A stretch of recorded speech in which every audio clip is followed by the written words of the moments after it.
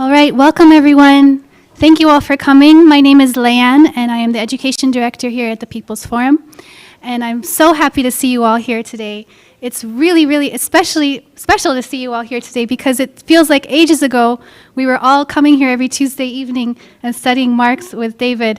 And the pandemic, of course, made us have to stop this, but it's really exciting to be able to gather again, and it's especially exciting to have David back with us and this incredible group of thinkers here to discuss his latest book. We have Michael Blim, Chris Caruso, and Vijay Prashad. We're going to discuss the Anti-Capitalist Chronicles. And I'm just so excited. Thank you all for coming, and for all of you for taking time out of your evening to be here with us. Before we get started, I have a few logistical things.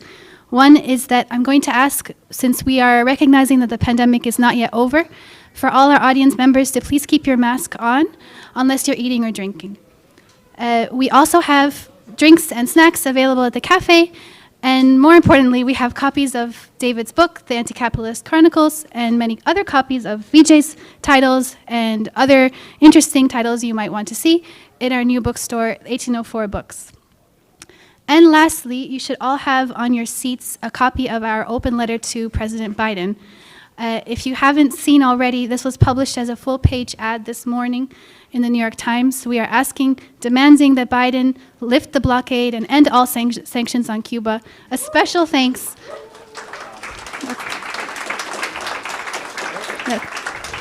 A special thanks to Vijay Prashad, Chris Caruso, and David Harvey for being signatories of this letter, and to everyone who has signed and shared since then. You can still sign if you go online to letcubalive.com. You can add your name, and please share it as widely as possible with your networks. So with that, I would like to introduce our dear friend Chris Caruso, who will be moderating this event for us today. Chris Caruso is the founding director of the People's Forum, founding education director of the People's Forum.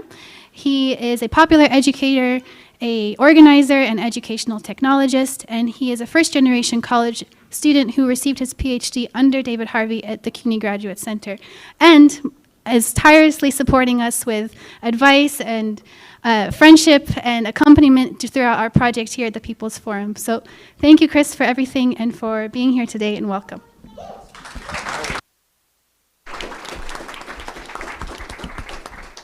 Thank you, Leanne. Can people hear me? Is this all right? Awesome. Well, thanks everyone for being here, and it's really a pleasure to be back in person here at TPF. So I'm going to give some brief introductory remarks, introduce the panel, and explain how it's going to go. So we all know David Harvey is a distinguished professor of anthropology at the Graduate Center of the City University of New York.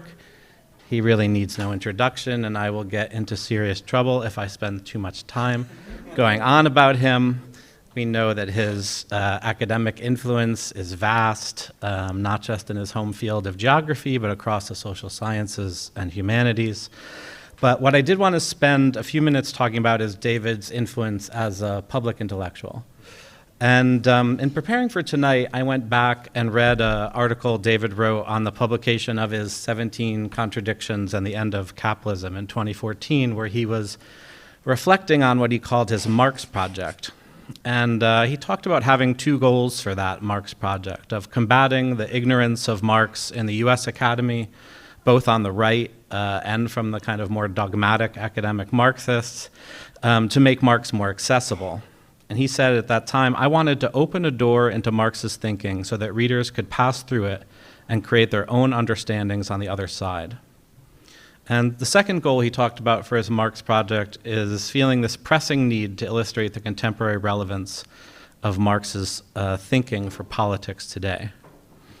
And going back at least to the publication of his book, The New Imperialism, in 2003, we could see David aiming increasingly at a more general and popular audience and not writing just for the academy, and a whole series of books like A Brief History of Neoliberalism and Rebel Cities and more. And in 2014, after the publication of 17 Contradictions, he publicly said that that would likely be the last book in his Marx project. And he used to say the same thing to me personally after each of these books in this Marx project, and every time he would, I would kind of suppress a minor heart attack and I wanted to yell at him, like, are you crazy? You're David Harvey. But every time he tries to get out, Marx keeps pulling him back in. And so the Marx Project has continued despite David's best efforts. And in fact, I'd like to be the first to announce that David made much more productive use of his time in lockdown than I did. And his companion to Marx's Grundrisse is going to be coming out next year. Bravo. And it's based in part, although substantially revised, from his class on the Grundrisse that actually began in person here and continued online as the pandemic hit. But in addition to being a prolific author, David's also famously taught Marx's Capital almost every year since 1971. And in 2008, he and I produced the Reading Marx's Capital with David Harvey online course, which attracted a huge global audience and was viewed over 4.5 million times in over 200 countries. And the impact of that was really large in terms of hundreds of self-organized capital reading groups around the globe and a spontaneous crowdsourced initiative of translating those first lectures into over 45 languages. And we've since worked together to create 4 more online courses. And in 2018, David teamed up with Democracy at Work to produce a bi-weekly podcast called the Anti-Capitalist Chronicles. And this book that we're here to celebrate today was inspired by that podcast, and it's written in a kind of conversational style, which we see as a kind of new, accessible entry point to his larger body of work. And by keeping the length of each chapter short and the ability to kind of read as a standalone text, we set out to make this as a tool for popular education, and each chapter is paired with discussion questions and further recommended readings. And so it was really a pleasure to get to work on putting this book together with David. And so I will leave at that for David's introduction, and then I'd like to introduce Vijay Prashad, who is a Marxist historian and journalist, the director of the Tricontinental Institute for Social Research, which you should all check out the website and subscribe. Their ongoing reports are invaluable for understanding our world today. He's also the chief editor at Leftward Books, a 20-year-old Marxist publishing house in New Delhi, and has written quite a few books, I believe over 25, including The Darker Nations, The Poorer Nations, and many, many more. And he was a professor at Trinity College for quite a while before embarking on Tricontinental, and we're very lucky to have him today. And Michael Blim is professor emeritus of anthropology and a colleague of David's from the CUNY Graduate Center. I think I could say working in the tradition of Eric Wolf, specializing in issues around political economy, equality, and labor. He's the author of Equality and Economy, The Global Challenge, Made in Italy, Small-Scale Industrialization and Its Consequences, and co-edited Objectification and Standardization on the Limits and Effects of Ritually Fixing and Measuring Life, as well as Anthropology and the Global Factory. And his next book, which I'm very excited about, is on the rise of the American ruling class, 1865 to 1920. So we're all looking forward to that.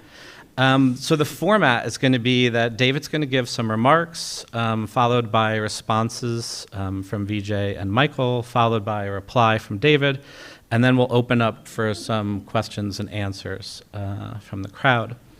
But before I hand the floor over to David, if you would indulge me for another moment, I've really personally learned so much from each of our panelists today and consider them my teachers. And I'd like to just share that each of these 3 men are not only distinguished scholars and socially engaged public intellectuals, but they're just decent and kind human beings. They don't put on airs, they make time for their students and ordinary folks. They treat people with dignity and respect. And these qualities are too rare in our academy, too rare among the left. And I wanted to take a moment to acknowledge that. So with that, I'm going to hand it over to David.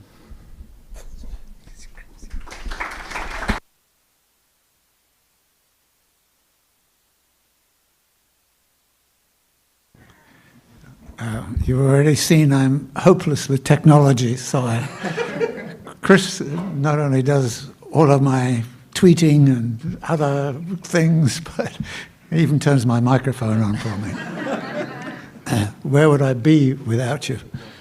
Well, it's wonderful to be back in this space. Fantastic. And I hope this is the first of many occasions when we can, really get together and start to talk about serious things.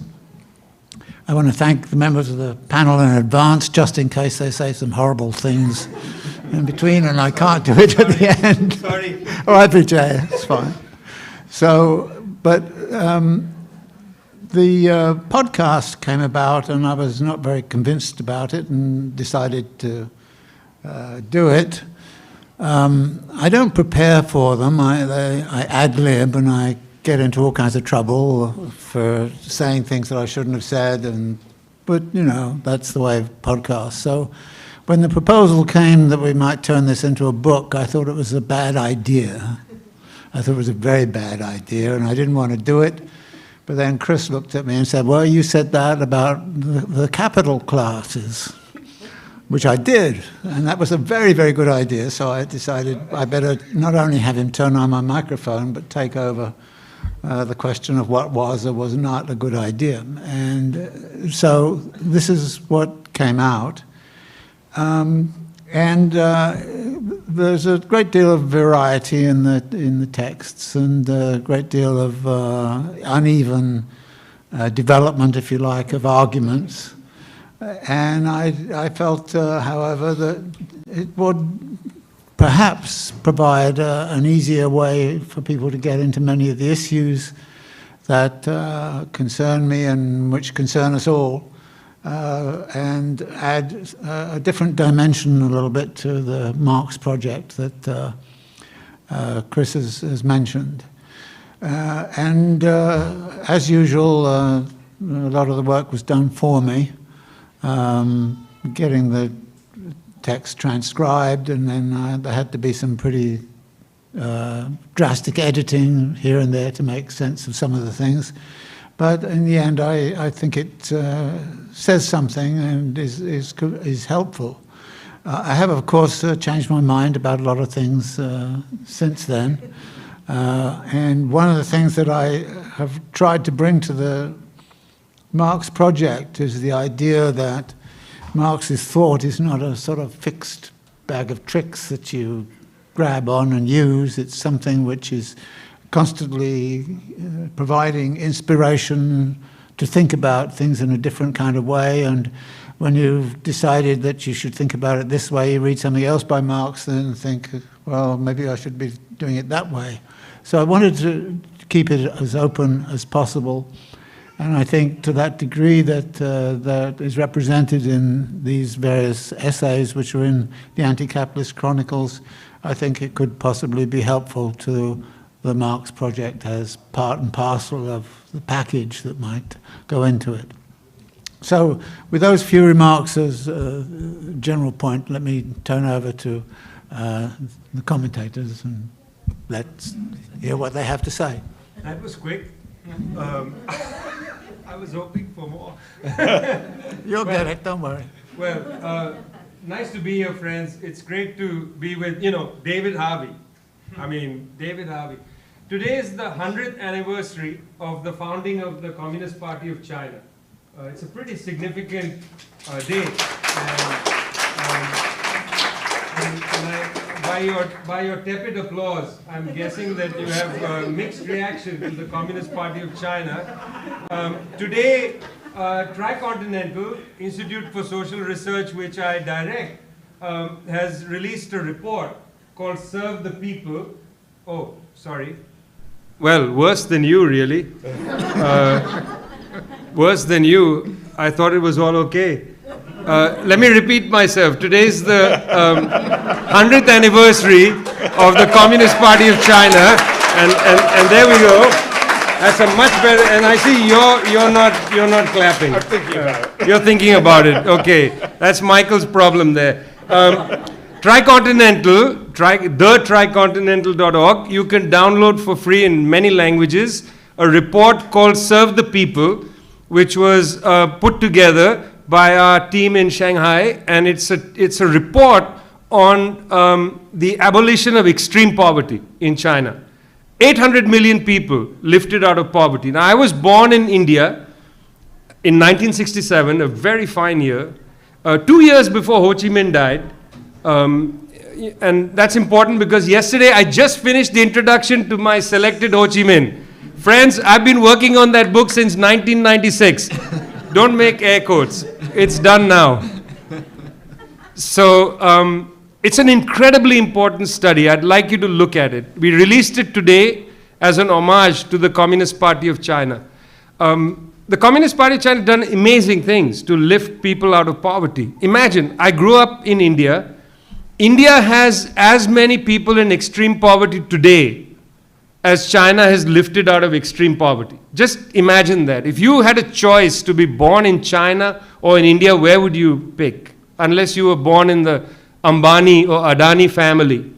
If you were born in a slum in India or in a working class family in China, where would you choose? It's easy for people in the United States to have this or that criticism of China, but you don't understand what it means to be born in a country that had been colonized and lived with a wretched old culture.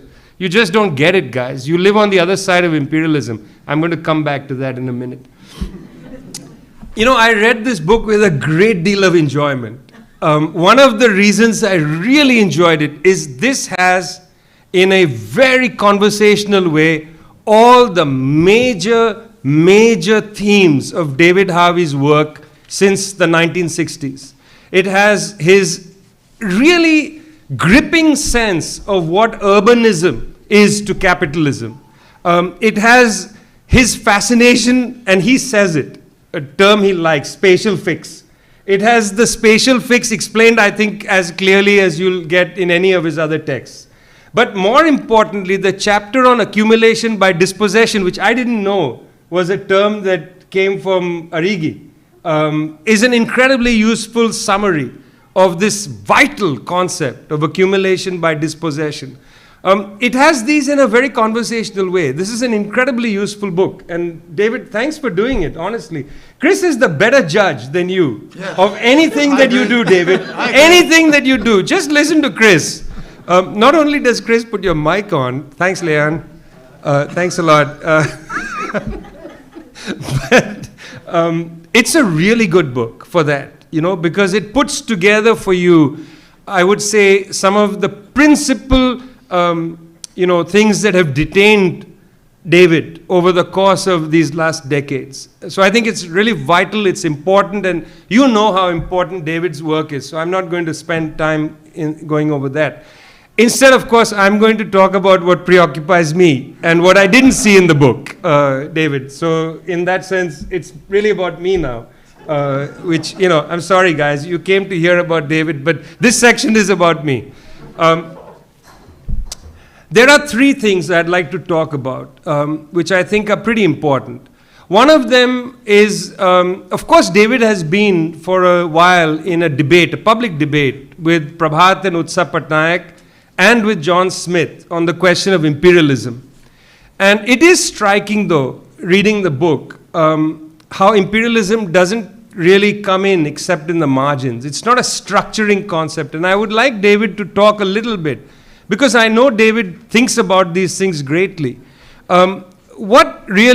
How do we really understand the fact that the United States spends more on its military force than any country on the planet, and then, more than the next, I think, 9 or 10 countries in the world? Why are there so many US bases?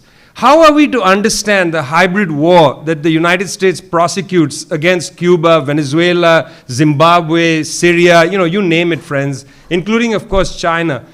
David has a very interesting perspective on why the United States is going after China, which I completely agree with. It's a question of technology, the question of capital-intensive production. 100% agree with the argument. But where is the concept of imperialism in this? I would like David to reflect on that for us. I'm not really that interested in the debate with the Patnaiks and with John Smith, because I think that's a different kind of question, David, that they have raised. It's at a different level. but how thinking about some of these issues of why it is that certain countries can't or shouldn't be allowed to move from labor-intensive production to capital-intensive production, what are extra economic pressures to be called other than imperialism? You know, I mean, China is not asking the United States to stop doing capital-intensive production. So China, in that sense, is not being imperialist against the United States. There are no Chinese warships off the coast of New York City the last time I looked. There's plenty of US warships, and now one unfortunate bedraggled British warship. You know, when did they begin to, the HMS of all things, Queen Elizabeth, I mean, for God's sake, you know, she's still alive, you know. The HMS Queen Elizabeth sailing off the, half the crew has COVID. You know, I mean, it's a miserable, it's like the opium war on acid, you know. I don't understand what the British are doing. They have a country that's falling apart, and yet they've decided they've got to go poke the Chinese, you know, for what reason?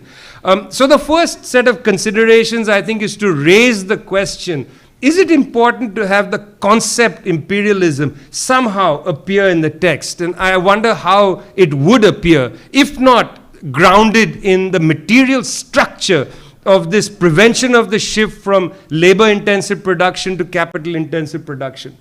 The second set of considerations, I'm very interested in the Leninist break. And by the way, I didn't plan to wear this t-shirt, okay? It's just that I grab a t-shirt off the shelf and put it on. Okay, I'm not like that. I would have worn a Ho Chi Minh t-shirt to celebrate the final completion of the book. But no, I wore this old Lenin shirt. The Leninist consideration to me is important. It's very interesting that in all the texts on Western Marxism, Lenin gets skipped. If you look at, say, Perry Anderson's considerable survey of Western Marxism, and he does it twice, by the way, he has 2 books on it. In both books, Lenin doesn't figure. You know, he jumps from the second international thinkers over them to Gramsci or to Karl Koch or to, you know, let's say some of the more significant French figures. They skip Lenin, and I think that's significant. Ho Chi Minh doesn't skip Lenin. Lenin is in fact the beginning for them. Lenin is the beginning because what Lenin says is if you come from a colonized part of the world, the productive forces will not be developed for you there. Imperialism will not develop the productive forces. Therefore, you have to have a dual agenda, which Marx didn't think about. That's why Gramsci celebrated the Soviet Revolution as a revolt against capital. The book Capital, in fact. This is a revolt against the book. We need to take that seriously. You know, we shouldn't duck that. What Lenin argued in the thesis to the Comintern 1920, which, you know, Ho Chi Minh reads in L'Humanité and says, my God, the sun came out in the sky for me. I'd never read anything like this. What that Leninist breakthrough suggests is that we have to consider that you've got to push an anti-colonial national liberation strategy simultaneously with the socialist revolution, simultaneously with the social revolution, land reform and so on. You've got to move there. And we have to build the productive forces because, you know, we can't wait for 1,000 years. And anyway, imperialism is never going to allow us to build the productive forces. So we've got to have this breakthrough.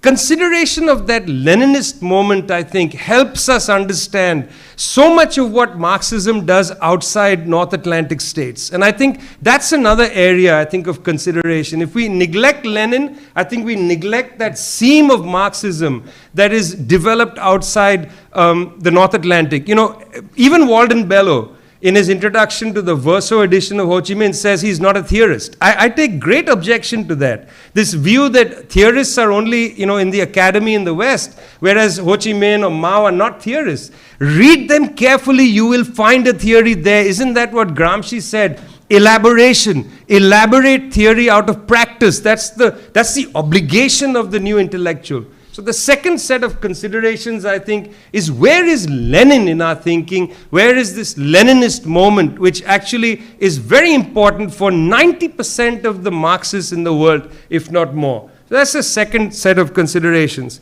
The third set of considerations is what's the post-capitalist future? And, you know, I have to say, David, I read the first chapter and I stopped myself because I said, I'm reading this wrong. And in fact, I read right through and I was talking to Chris about it. But by the time I got to the last chapter, I realized that there is an issue here that I would like you to, clarify. In the first chapter, David talks about how capitalism is too big to fail. And that's an interesting issue because this raises the question of socialism. I think David is right in one sense that a post-capitalist situation today on a global scale, in other words, what used to be called in the communist international literature, the world revolution, is not going to happen in our time, perhaps, okay? We never know what happens, I mean, imagine, do you think that the Russians sitting in Switzerland, like Lenin, thought there'd be a revolution in the largest country in the world? I don't think they thought that. Not at Zimmerwald. They certainly didn't think that at Zimmerwald. That was only 2.5 years before a revolution breaks out. So God knows what's going to happen, friends. We are living in a permanent COVID catastrophe. The way in which people are piss mad about the world as it is, we don't know what's going to happen. But I take the point that advanced capitalism is so sophisticated right now, it's so integrated, labor is so socialized, it's difficult to imagine properly the possibility of making socialism or even a socialist experiment in one country. Look at how the experiments are being sanctioned, the blockades and so on. These are firm and difficult. I take that point. On the other hand, I wonder very much if it's too big to fail, because in a way, capitalism is a failure for most people. It is actually existential failure already. So it's not a question of we will starve in the future. If we break down capitalism, we are already starving. 2 to 3 billion people on the planet are already in starvation. So I'm thinking about this post-capitalist issue. I think we should think about it quite seriously. For me, the post-capitalist moment has to be understood now. We can't suspend it till later. Now, I take very seriously the line in the German ideology where Marx and Engels write that, look, guys, don't be idealists, okay?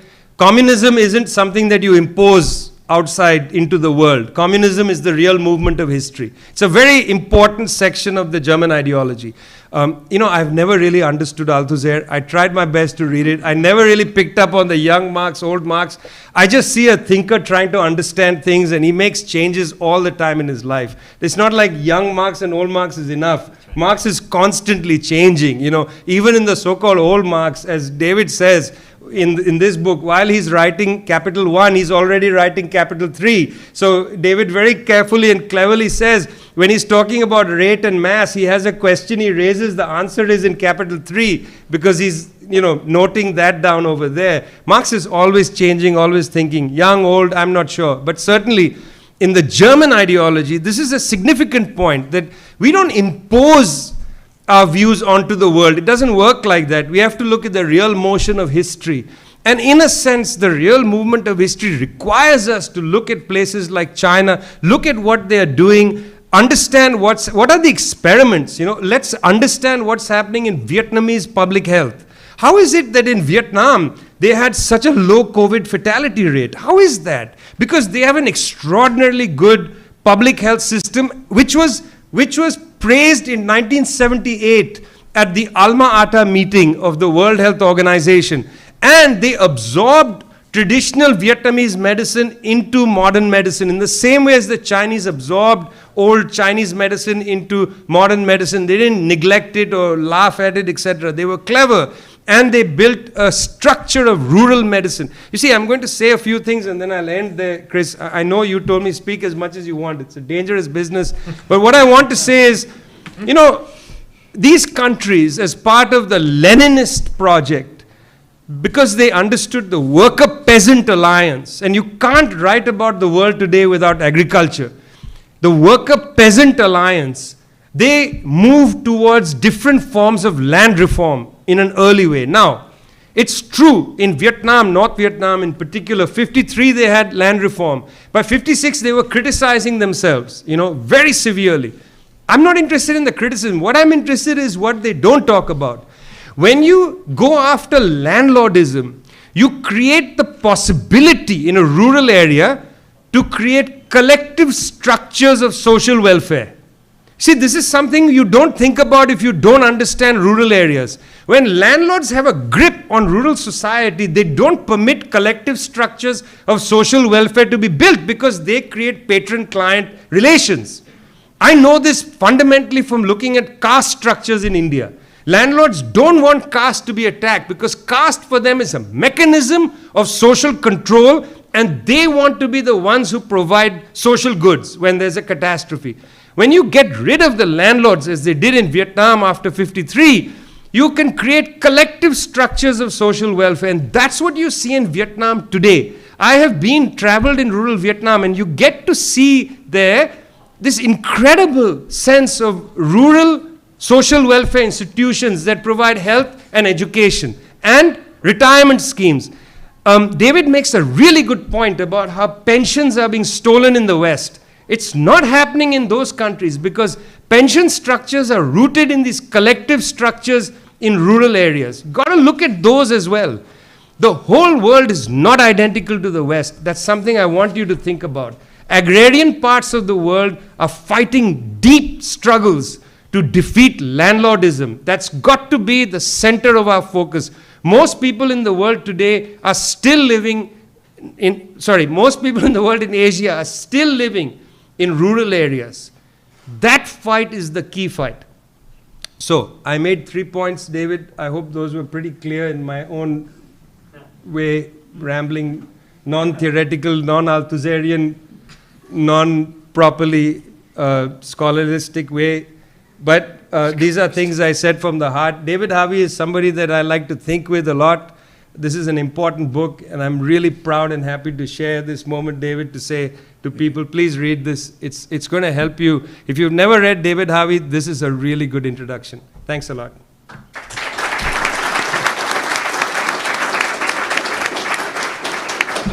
Thank you, Vijay. Hi, everybody. Now it works, yeah. Yes, David and I were colleagues for 20 years at the Graduate Center. It was one of the great honors of my career. To work day in and day out with him, with graduate students who always needed a helping hand, who always needed a little advice, who needed a little bit of a gentle touch. We fought the good fight and kept some of the barbarians in our midst from tearing the graduate students apart, which I really think was one of the most important things that we did there. Certainly not all that he did there, but half the time I think that's what I did. I'm glad I did it. Let me just say, though, I've schooled with David's work for 40 years. I feel still his student. I can remember different times when I would get the new book. I remember one time in the Boston Common, I was sitting there, and all of a sudden I got my copy of the Postmodernity book, and I was sitting with one of my mentors, and we said, well, he's really done it. She was very unhappy because she was writing a book about postmodern architecture. But anyway, it's been a joy to work with him. And he's kind of a modern-day Archimedes, I mean, he took a lever and he lifts the world. And it's that kind of decisive, intellectual endeavor that is really so extraordinary and something that came through year after year, as a student of his work, but also year after year working with him and working with students and realizing what it all meant to us. And I'm so glad to be here tonight. I really enjoyed the book. It was like furthering the conversation. It just felt like we were back, having coffee and talking, or maybe having a glass of wine and talking. It depended. A beer, that kind of thing. We did find out, though, we used to go to a bar near the Graduate Center, and we'd go en masse, just like, that kind of thing. Pints all around, that thing. And we found out that actually the bill would come back, about 4 hours later. And we'd all look at each other and say, we drank that much? And what we discovered, of course, is, they were padding the bill like at double time, figuring we'd be so drunk we wouldn't know how much we'd drunk. And they were right. But I want to talk about 3 things. Seriously, though. One is, in the book, David raises a very significant point. Just point blank. He says the legitimacy of neoliberalism was cracked open and broken by the crisis of 2007, 2008, which I believe is a statement that just has to be really worked with because it's so important. And it struck me that, now what has it been? We're now 13 years later. God, that's unbelievable. And we look at the situation, and it struck me, yes, and we've come to the point where there is no more legitimacy in all of these states for their neoliberal programs, and they really don't have anything else except for printing money, and we'll talk about that another time. But the point is that they've lost their guidance, and so what happens? Well, if consent is out, and I'll talk about that in a minute, coercion is the answer, okay? So you take, for instance, I just for kicks, I kind of like to do something like this.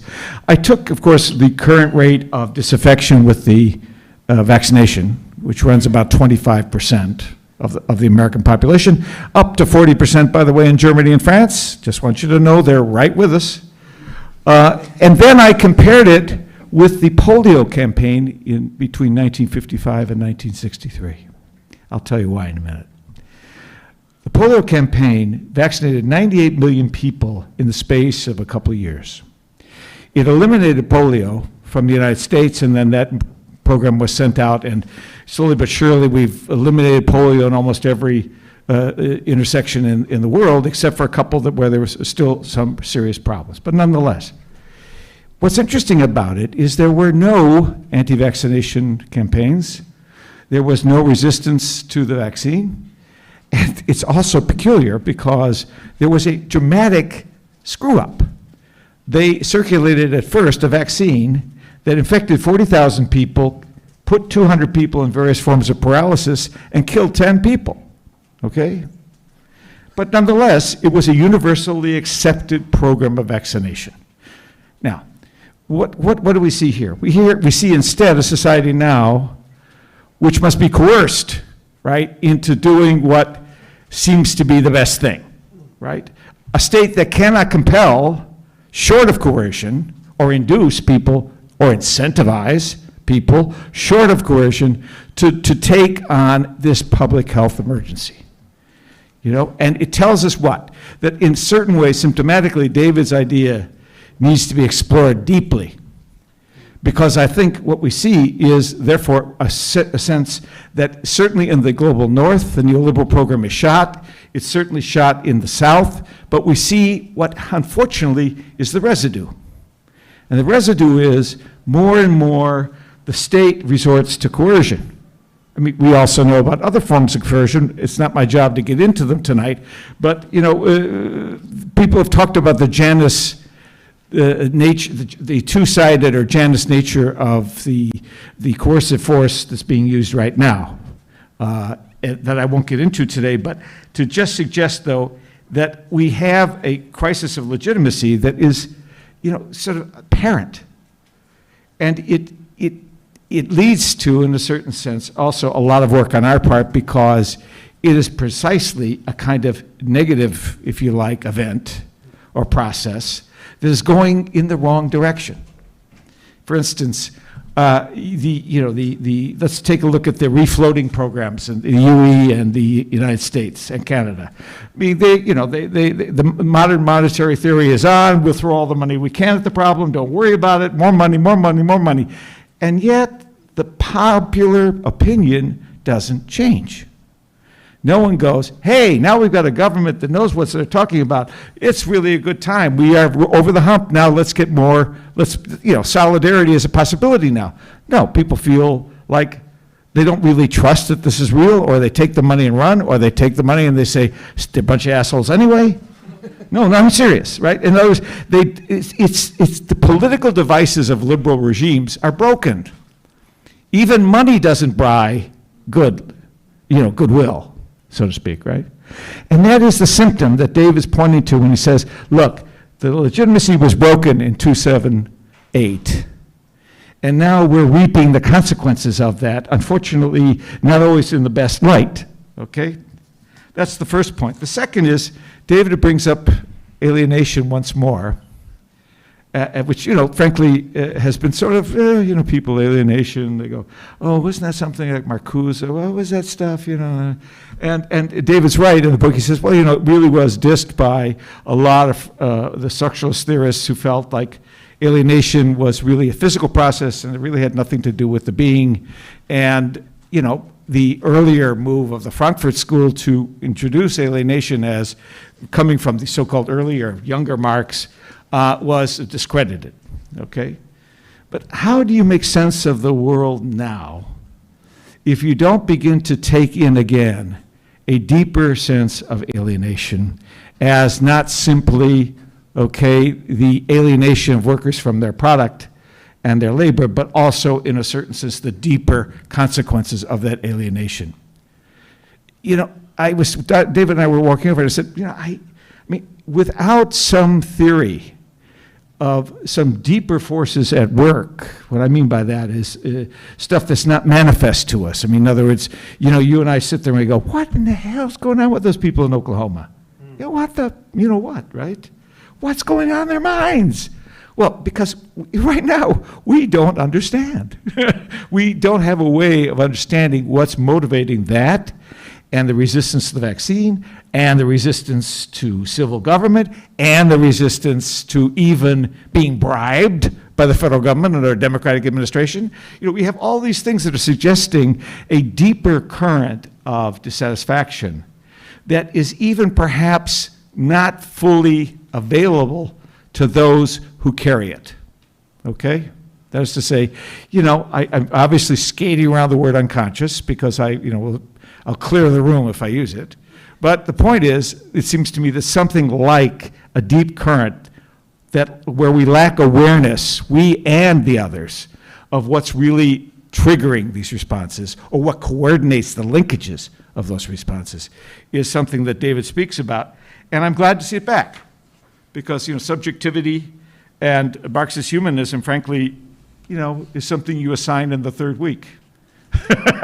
Then you move on, and it's really treated as a kind of historic doorstop with a lot of great writing, but I think it's actually far more significant now because it's not manifest, right? What the nature of our social environment is now. It's just not manifest. It's not something that you and I can understand without really trying to predicate some linkages that are not apparent like this glass of water, okay? The third point I want to raise is that David talks about a very interesting thing. He talks about, it's a very simple idea, but it's very, very important. He says, a lot of people get hung up on the rate of surplus value. And of course, then, Paul Krugman, our other colleague, gets caught up with the rate of growth, right? The economic growth, and talks about it. The idea being that, in other words, the way you judge yourself is the rate, right, of growth. And that's how you measure your effectiveness as a party, as a regime, as a government, whatever, right? In other words, everything's based upon, that kind of magical rate, whether it's the interest rate or whatever. The point being that he says, well, wait a minute, if you pay attention to the rate at the exclusion of looking at the mass, then you're not going to understand something. He says, first of all, the simple example is that suppose the rate of compensation for poor folks during a COVID dilemma or COVID crisis is a 10% return, right, on their income. And it's a 5% return for people who are not poor but who are rich. Guess who gets more money, right? In other words, the millionaire at 5% is making out, and the person who's making 25 a year and is getting 2,500 back is, obviously, the inequality grows; it doesn't shrink. But what he points out, and I think here's the implication, and a kind of tip for where we can go.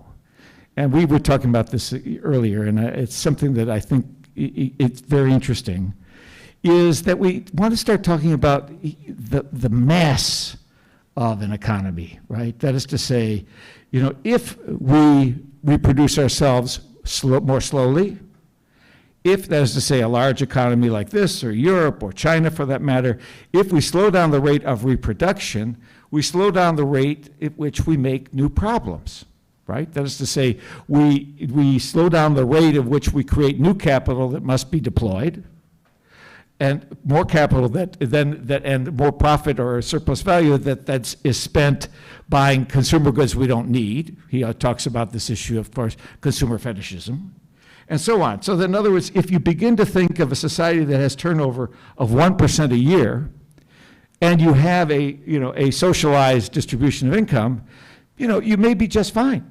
And you're creating less environmental hassle, and you're also getting off, in a certain way, from creating more havoc down the road for your economy in a sense of social justice, as well as in the sense of ecology. So those are the things that are on my mind about it. The final thing is that David has been bringing back in his work, but I just want to punch it. He brings back in a very gracious way the work of the social democrat Karl Polanyi. Now, Polanyi is not everybody's favorite. I didn't teach him for years out of spite.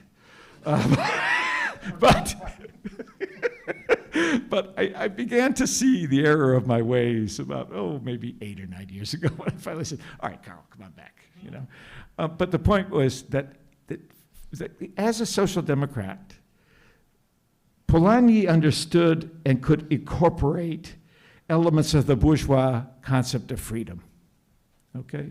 The freedom to be, the freedom to experience, the freedom to have ideas of your own and to execute and self-realize, right? That were, again, coming out of that more bourgeois liberal tradition, were filtering through into his appropriation of political economy. And David simply points out that Polanyi's notion of freedom is a freedom that socialism wants to bring, right? It's a socialism that includes not only social realization, but also individual or self-realization, right? I mean, this goes back many different places in Marx, but it's there also in, if you bring in another, if you like, another witness to the scene, in a lot of the social democratic literature, which is helpful. So that what I found in the book, finally, is this, an openness to bringing back material that he's known. I mean, don't forget, David's also sent many of us into social research with his concepts, many, no? We've used them as research tools. But this is something else. This book is more like an exploration of him thinking about stuff, right? And stuff that includes, where we might be if we weren't trying to defend ourselves intellectually on every paragraph, right? And we were saying, that Polanyi, that notion of social freedom, that's important, and he's been dissed by 2 generations of Marxist scholars, but, it's interesting, right? Or or even the anarchist vision of Andre Gorz, of self-creation, of community, and so forth he brings in, right? That's the kind of, what I liked was the openness and the consideration of how to build a stance in this strange world, and how you can bring in various supporters, if you like, to elaborate your point of view and make a pretty darn good book. So I thank David for doing it, and thanks.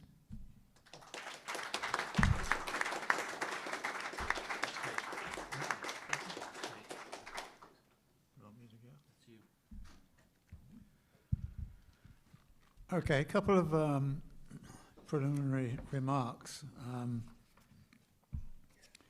First off, I'm 85 years old and I can't remember where the hell I read most of the stuff that I think about. This makes for a very embarrassing thing that you write something and you're very pleased with it, and then somebody points out that somebody wrote it in 1974.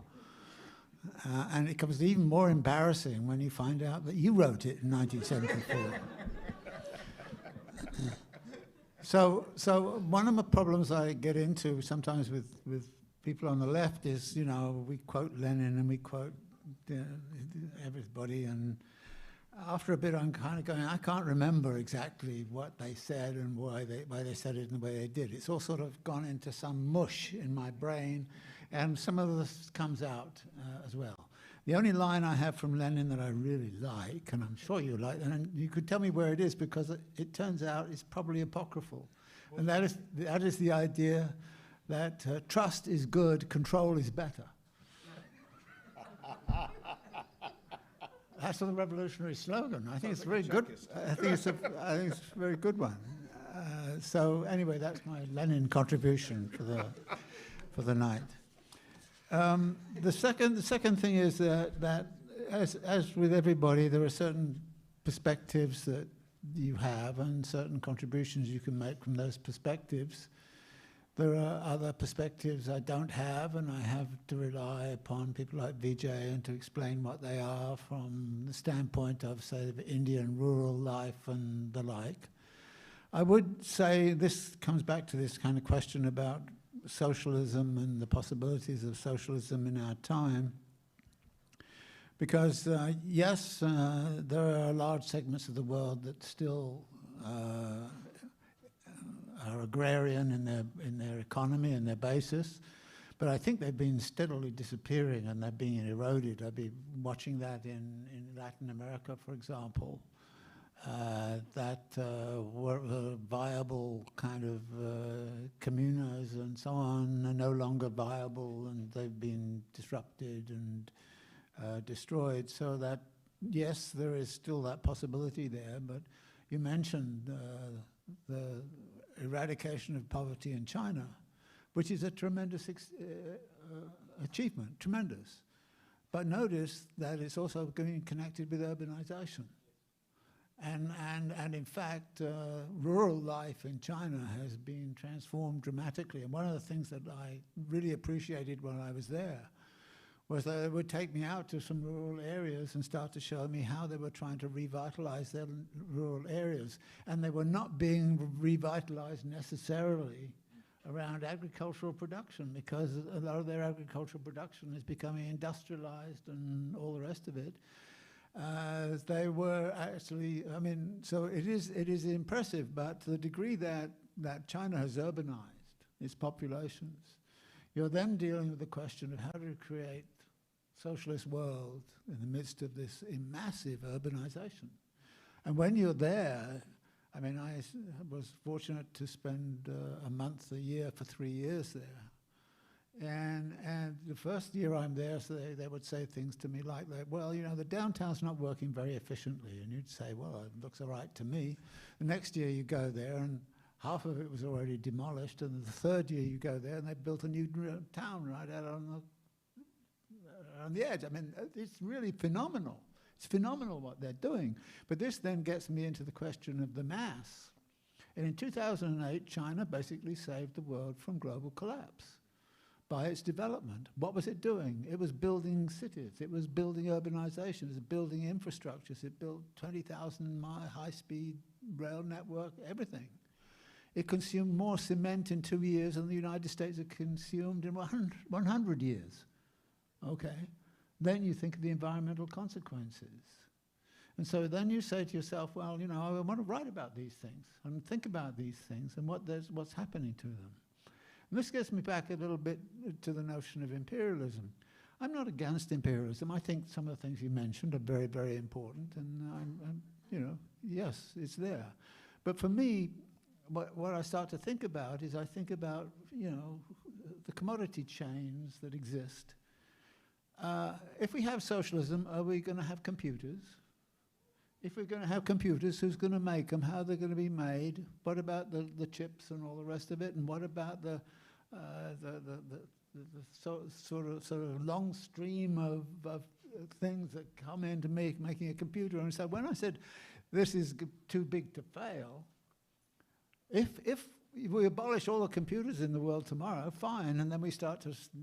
But on the other hand, if we're going to use computers, then presumably somebody's going to have to make them, and the commodity and the assembly of the computer. So there was things like that. I'm saying to myself, well, we're going to need them, and we'll need them to try to coordinate and structure what we're doing. And, you know, and people that I've come across in anarchist communes, and they still have computers, and they coordinate with each other, and it's very important they do.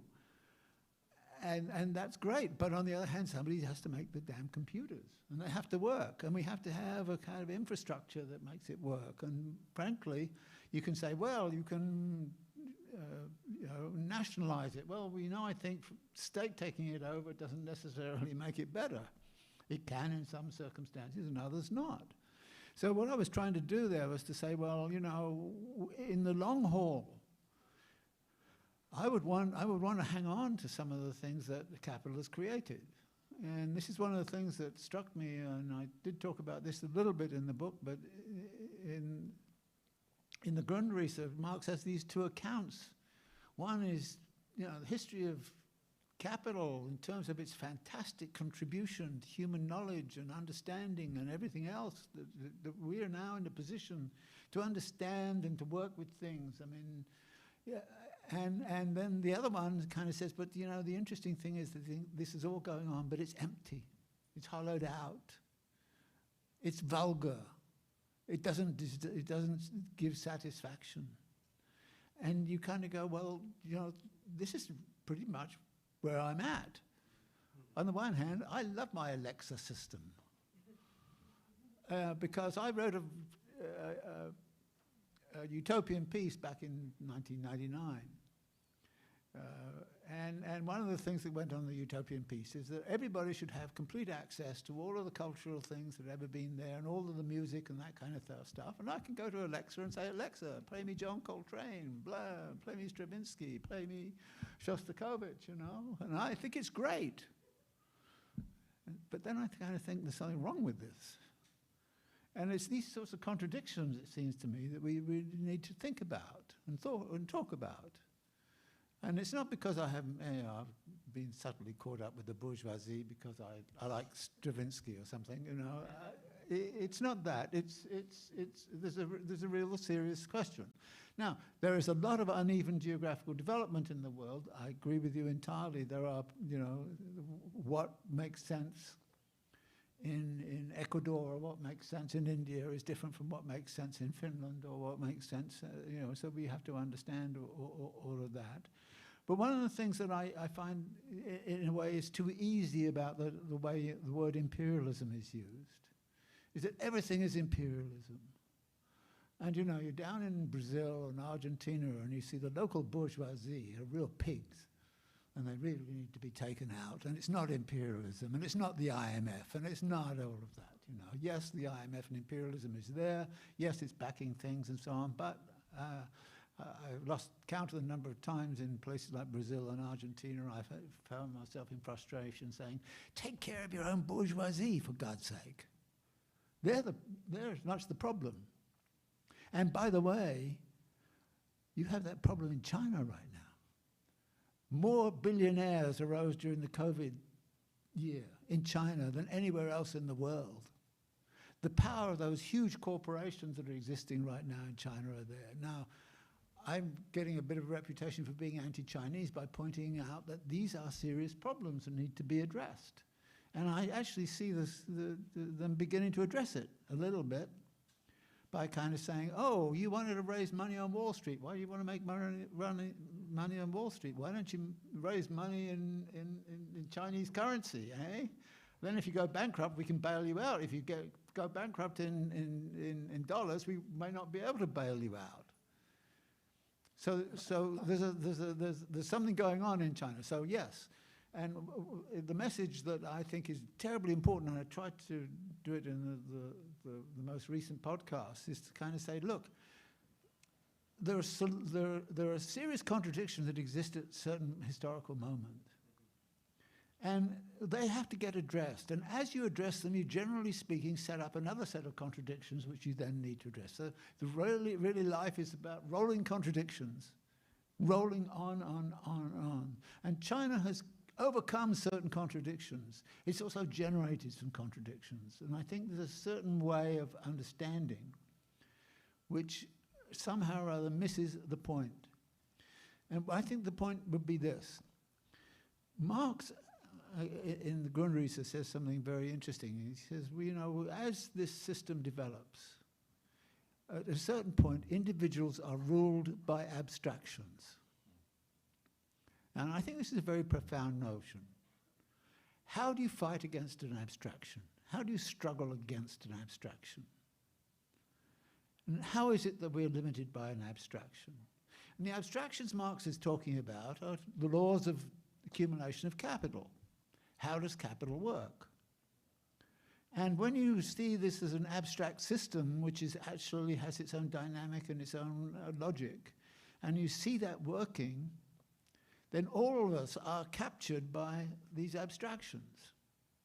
And when China came into the capitalist system and joined, for example, the WTO is a very good way of thinking about the formulation and the legal structure that exists around the abstractions of capital accumulation.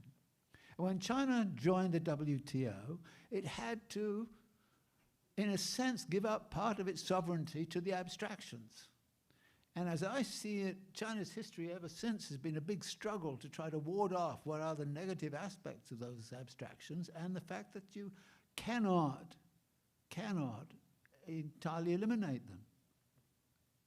And what they're getting right now is a bunch of contradictions which I think are emerging out precisely of that. And to me, that's a much more important thing to discuss and think about than simply the rules and the crass forms of imperialist power. Now, for me, then, I would not want to say I'm not anti-imperialist in any kind of sense. One of the things that I've always been talking about is saying, look, the geographical transfer of value is something which is going on all of the time, and it goes on at different scales and different notions. You know, how much is New York City living off the value created in rural areas? What's the value transfer going on?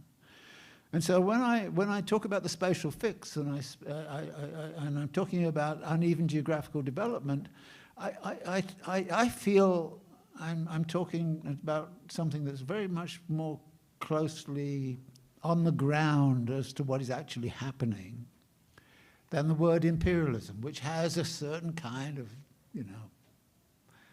block logic as it is, and I want to break it down. So I'm very much about how value gets transferred from one part of the world to another.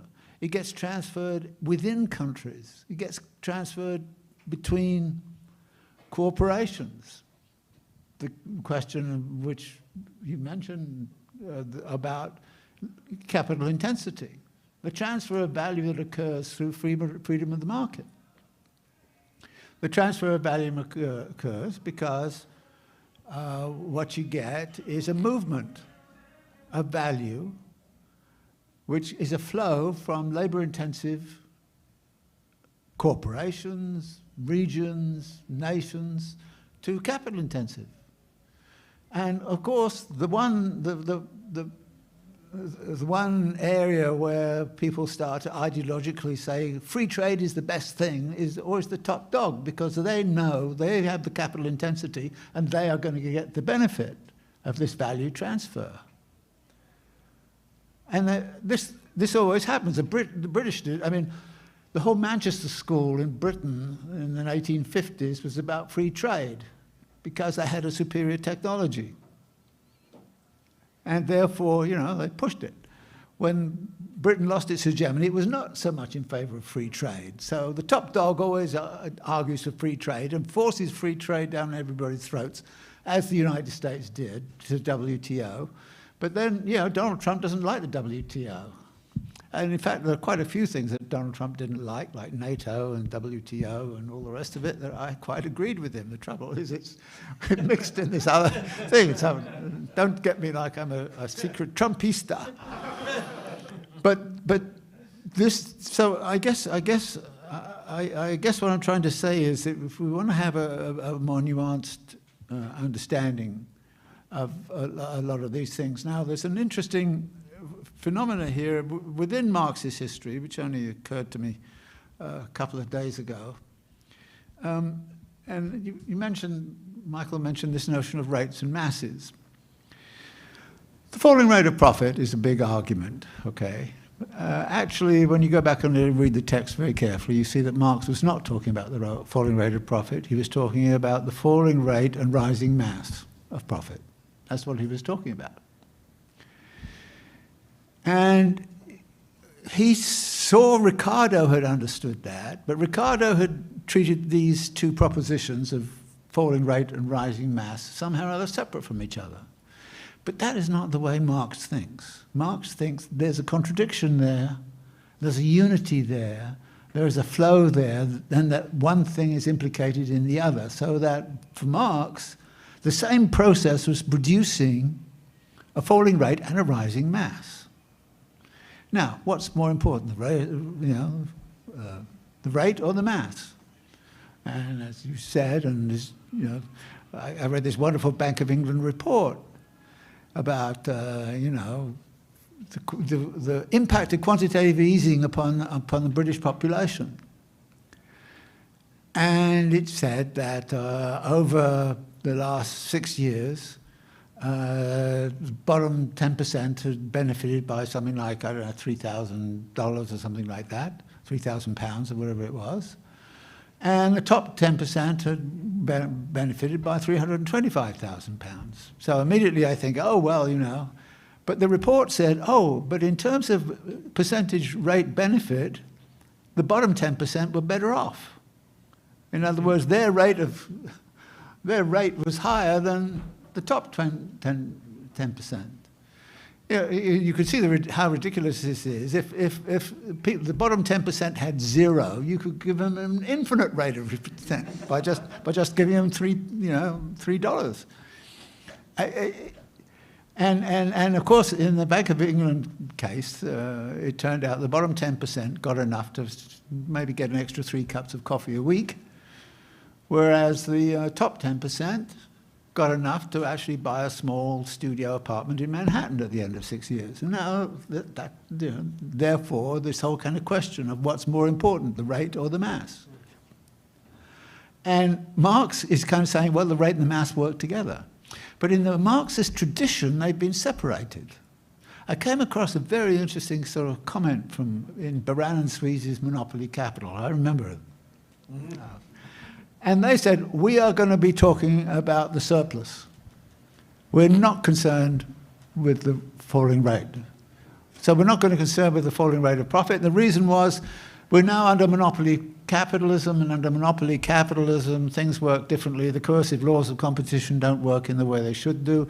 So therefore, this whole kind of question of the falling rate of profit is irrelevant in a society which is monopoly capital. But the whole kind of question of what to do with the surplus becomes very, very, very critical. So all of the Sweezy school and Samir Amin and so on are all talking about what's happening to the surplus. And it's a very important kind of concept. Because if you want to understand where global warming connects back into this, it's because of surplus. And the disposition of the surplus and how to deal with the surplus and so on. And so the surplus becomes, and so that whole school of thought is very much dedicated to the discussion of what to do about the surplus. And it tends to ignore very much the falling rate of profit argument. Now, if you go to certain Socialist Workers' Party characters in London, they're all about the falling rate of profit. They don't want to talk about the surplus at all. So you'll see Michael Roberts, who's a fantastically interesting guy, and I'm very grateful for what he does, but he's dedicated to the falling rate of profit. Wherever you go, down comes the falling rate of profit, And you're kind of going, okay, well, if it started going down in 1850, shouldn't it have hit bottom yet? What is this? So when I sort of challenged him and sort of said, well, how come you're not talking about the rising mass? He said, oh, I talk about it, but it doesn't really matter. So, here you have Marx talking about a contradictory tension between rates and masses. And then saying, well, what comes out of this is the formation of the world market. There's a whole theory of globalization comes out of it, a whole theory of and you can turn it into what you want to talk about domination geographically and imperialism and so the surplus kind of stuff is very, very important. But there are certain things going on in terms of the falling rate which are rather important and have to be looked at and have to be considered. So that what I would want to do is to say, well, why are those two schools of thought not talking to each other, and why they're not actually developing a real understanding of the dynamics of capital? Because, and here's this very interesting thing, when you put Marx really into what he's doing something which is anti-equilibrium economics.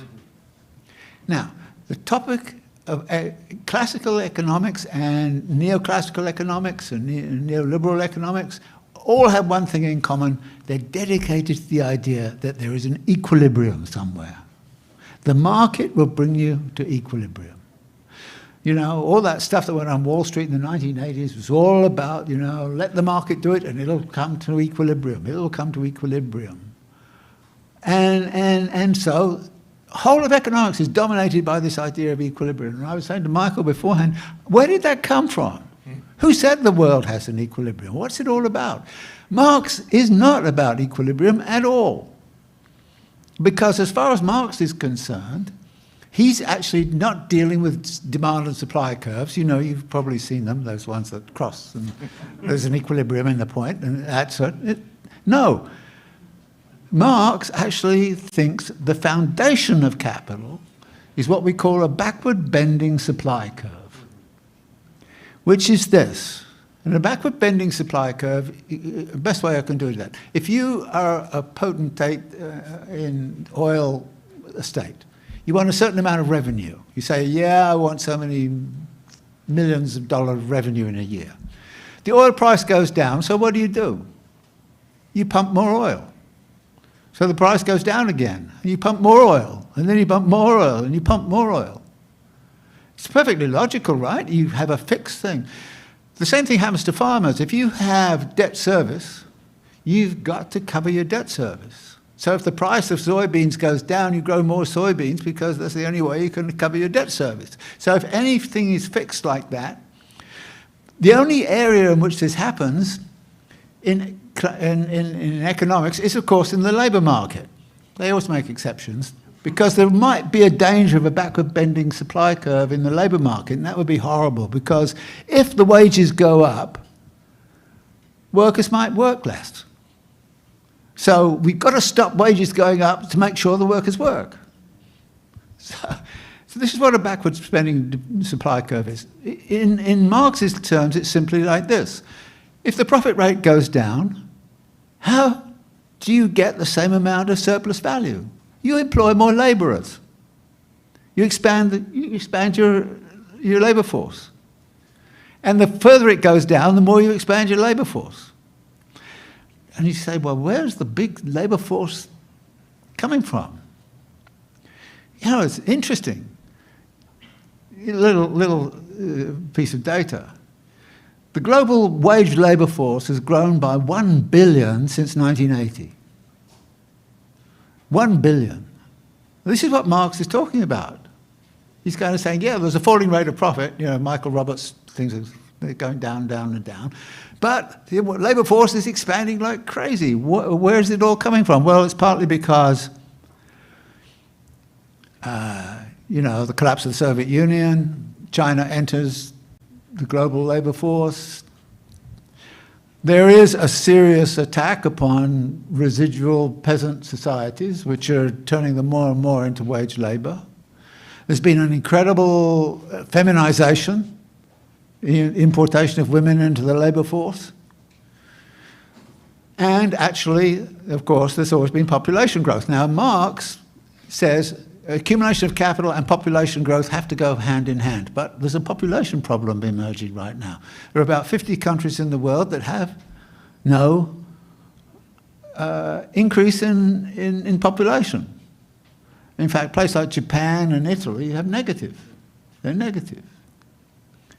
So the population stuff is sort of getting a problem. Those sources of extra labor, which were soaked up after 1980, are non-replicable sources. Yeah, okay? So there's real serious confrontation going to go on here. That you can't do this, expand the labor force.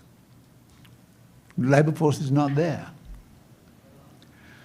Now, before 1971, the world was structured in a very interesting way through the Bretton Woods Agreement. Each nation state had some degree of control over its fiscal policies and over its labor policies. So in effect, there was not a globalization of wage labor. There was an English working class and a British working class. There was a German working class. And in fact, the theory of monopoly capital that Barana Sweezy worked with notoriously said, well, Detroit is a good example. 3 big auto companies. Well, yes, in the United States, there were 3 big auto companies. You were protected by the Bretton Woods structures so that you could work with them. This was the situation. When the Bretton Woods collapsed, the barriers to globalization of wage labor fell apart. And that's what has actually made capitalism survive through the 1980s, 1990s, till the present time. But we can see some really crunch points coming. Now, these are the sorts of things, it seems to me, that have to be looked at. Now, the big problem, and I share with Vijay a lot of the discussion about, the big problem of how different nation states are positioning themselves in relationship to all of this. The problem is, well, one of the problems is that, of course, in a particular country, one of the ways in which you could deal with this issue of expanding the labor force is through migration.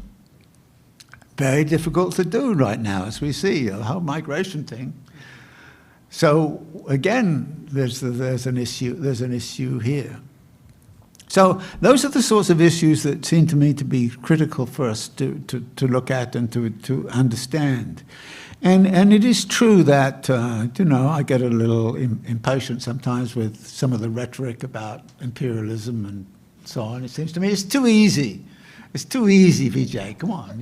No, it's not easy. I wish it were easy. Well, the rhetoric is easy, because everybody knows imperialism is bad. Everybody knows the United States is an imperialist power, blah, blah, blah. And, and if I start to think about the spatial fix and I see, well, actually,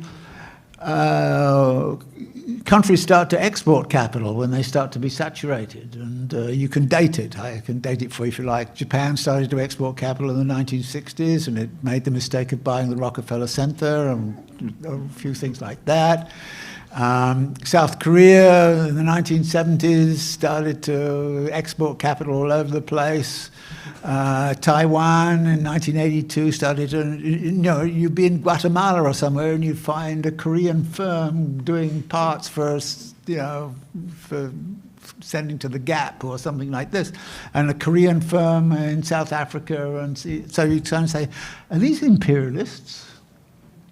Do we have sub-imperialism going on here? I mean, and so that goes. So the export of capital from Japan and then South Korea and then Taiwan and then of course comes China. Exporting capital like crazy. It didn't before 2000. You have a map of export 2000. There's nothing there. By 2005, they started to pour money abroad. Now they give vast amounts of money because it's the only way they can mop up the surplus. And it comes back to the surplus. They have so much surplus in China, they don't know what to do with it. They have a huge amount of surplus in steel and cement production. Well, what do? You give credits to Kenya or give Kenya to East African countries or whatever to build railroads. And they build railroads with Chinese steel and Chinese cement and Chinese labor, by the way. So I don't know, is that an imperialist thing to do? Or what is that? Well, it is an important development. And I think that we have to understand that. I don't like to call it imperialism. Really don't. Even though some of the practices, if you look at Chinese corporations operating, working in Zambia, in the cotton belt, in the copper belt, you know, you would worry about some of these things. So what is the Belt and Road? Okay, if it's not China restructuring the global economy in its own interest. Now, actually, I think it's doing some quite good things with Belt and Road, but I worry about, you know, I don't want to get into this thing of, well, is China being imperialist and doing that? No, it's got surplus capital, it's got surplus labor. What is it going to do, particularly with the surplus capital? It has to export the surplus capital. So what's it doing? Okay, it's taking over plants in Hungary, it's taken over the Piraeus, and it's a big port in Pakistan. You know, it's one of the largest contributors to Ecuador, the largest. Yeah. So again, I don't like. Well, the reason I don't like using the word imperialism, because these are real relations which are on the ground, and value transfers are occurring, and some positive things are coming out of this. I'm not saying that a new railroad in East Africa is a bad idea. I'm not saying that at all, or that they're going to do a bad job in the Piraeus, except that if you think you can keep a union going in the Piraeus with the Chinese management, forget it. It's not too nice. So that's why I want to avoid, I think, that sort of thing. These things are going on the ground. We need to confront them, and we then have to ask the question. And this is one of the wonderful questions that does come up in the Grundrisse. Marx has a sort of figure on his shoulder. I don't know if this happens to you. I mean, as a writer many, many years ago, I always used to imagine there was somebody on my shoulder who was looking over at what I was doing, and therefore was kind of somehow or other judging me. And for a while, I'm horrified to tell you, I thought Althusser was on my shoulder. Oh, God, what a burden it was. And then turned to Poulantzas and was a bit better, and all the rest of it. And I was telling this to somebody, and they looked at me and they said, "You've been on my shoulder for the last 20 years."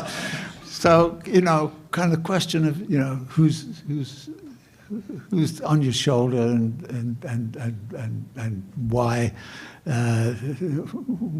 you feel somehow or other constrained to do things one way rather than another because of that. Well, I've got to the point now where I sort of got most of the monkeys off my shoulder, I think. But this is kind of a sort of serious issue for me in terms of trying to push our understanding of what socialism might mean by creating, as it were, a fictional character. And Marx does this in the Grundrisse, and it's the figure of what I would call the emancipated laborer. I think it's a very interesting idea. And I started to run with it. When Marx talking about something going on in terms of certain social relations and so on, and occasionally you get these passages where he sits back and he says, what would the emancipated laborer do with all of this? And these are the sort of questions you were beginning to get at when you were saying, you know, in those communas where things, this is what the emancipated laborer would do with that. What would the emancipated laborer do with New York City right now? This is the sort of question, and it's not an easy question to answer. I used to think about, you know, the question earlier on in my life was how to make a socialist paradise out of what you see when you go down the New Jersey Turnpike. Wow, that's Yeah, no, but it's real. It's real. It's real. And you say, you know, well, maybe the highways are too big to fail as well, you know. So, but this figure of the emancipated laborer started to become very fascinating to me, to say, well, okay, what would the emancipated laborer do in a situation of this kind? There are these possibilities existing. New things have been created, new technologies, new possibilities, and so on. And one of the things that happens is that we keep on finding those things which seem like they have fantastic positive possibilities, then turn around and go, and Chris has lived through this with the internet and with a lot of the communications. You know, again, what did the emancipated laborer do? And I think that's what we all would maybe want to ask when we're reading about some of these relations which are set up and the complexity of some of these relations, how they're working out on the ground. What would the emancipated labourer make of those Chinese investments? What would the emancipated labourer do with the new technologies which are coming on board? How would the emancipated labourer look upon artificial intelligence? This is one of the big things that's coming down the pike. And we know it's coming down the pike, and in exactly the same way that so many manufacturing jobs were lost to automation, robotization, and all the rest of it during the 1970s and 1980s and 1990s, leaving behind a population that is really alienated, thoroughly alienated, took to opioids thanks to the Sacklers and all the rest of it, and is part of this kind of feeling of totally alienated population, which in some ways I think can be tracked back to the deindustrialization of much of North America. And that deindustrialization is not, in a lot of classic Marxist thinking, considered a crisis. And I've had this argument before with people, and they say, oh, well, deindustrialization was not a crisis, it just went on all the time. Well, that was the crisis. And it was a much more important crisis than these things like 2007, 2008. And so then you ask the question, well, what would the emancipated labourers say about deindustrialization? Would they say we're against the technologies? Because about a third of that deindustrialization was due to offshoring, 2/3 of it was due to technological change. When I arrived in Baltimore, there was a steel plant there and it had employed 35,000 people, something like that. By the time it got to 1990, it had 5,000 people and it was producing the same amount of steel. It's now gone altogether. So technological change is there. And this, of course, is very much about the falling rate. That's where the falling rate's coming from. And that's the consequences of that technological change and that dynamism. And if you kind of go and look and see what came in the wake of all of that, well, we see that. I mean, I was kind of liked watching The Wire, which is about Baltimore, because it was very much about Baltimore in the wake of deindustrialization and what was going on. And so should we have been against deindustrialization? Well, people tried to fight against deindustrialization back then, but it didn't work. And I think the same is likely to come true of artificial intelligence. That it's going to be services this time, not manufacturing. And I think the emancipated labourer, and actually Marx kind of basically says this, would say this is great. These are great. We then have to ask the question, how can they be used in a socialist way? How can these possibilities be utilised socialistically? And those are the sorts of questions, it seems to me, that I would want to see us addressing. And it has to be a collective thing. I mean, I've been blessed of having some really good experiences in Latin America and the like, mainly people who kind of figured out that what I wanted to see and how I wanted to see it, and I saw a lot and worked a lot with that. I've been blessed with that, and of course I have been in the past fairly active on the ground, unfortunately not anymore. But this has to be a collective exercise, and I think this is one of the things the People's Forum has started to pull together, and it's a fantastic kind of thing to have meetings of this kind, and I hope we have many more of them, and I hope that they're democratic and open and all the rest of it. Thank you.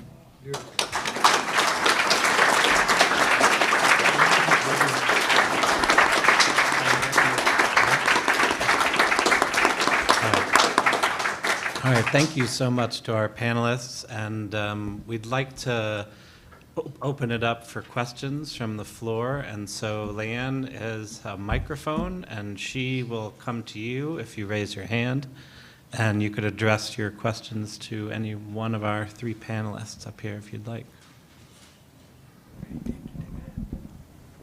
Okay, I'm gonna end up rambling a little bit because I'm just referring to kind of scribbled notes. And I guess it's kind of going to be open to anyone on the floor if there's like a train of thought they want to run with. I'm so sorry for being that person, more of a comment than a question, so I'm sorry. But I really did think it would be useful to sit with the... Easier for me to, sorry. Yeah, no worries.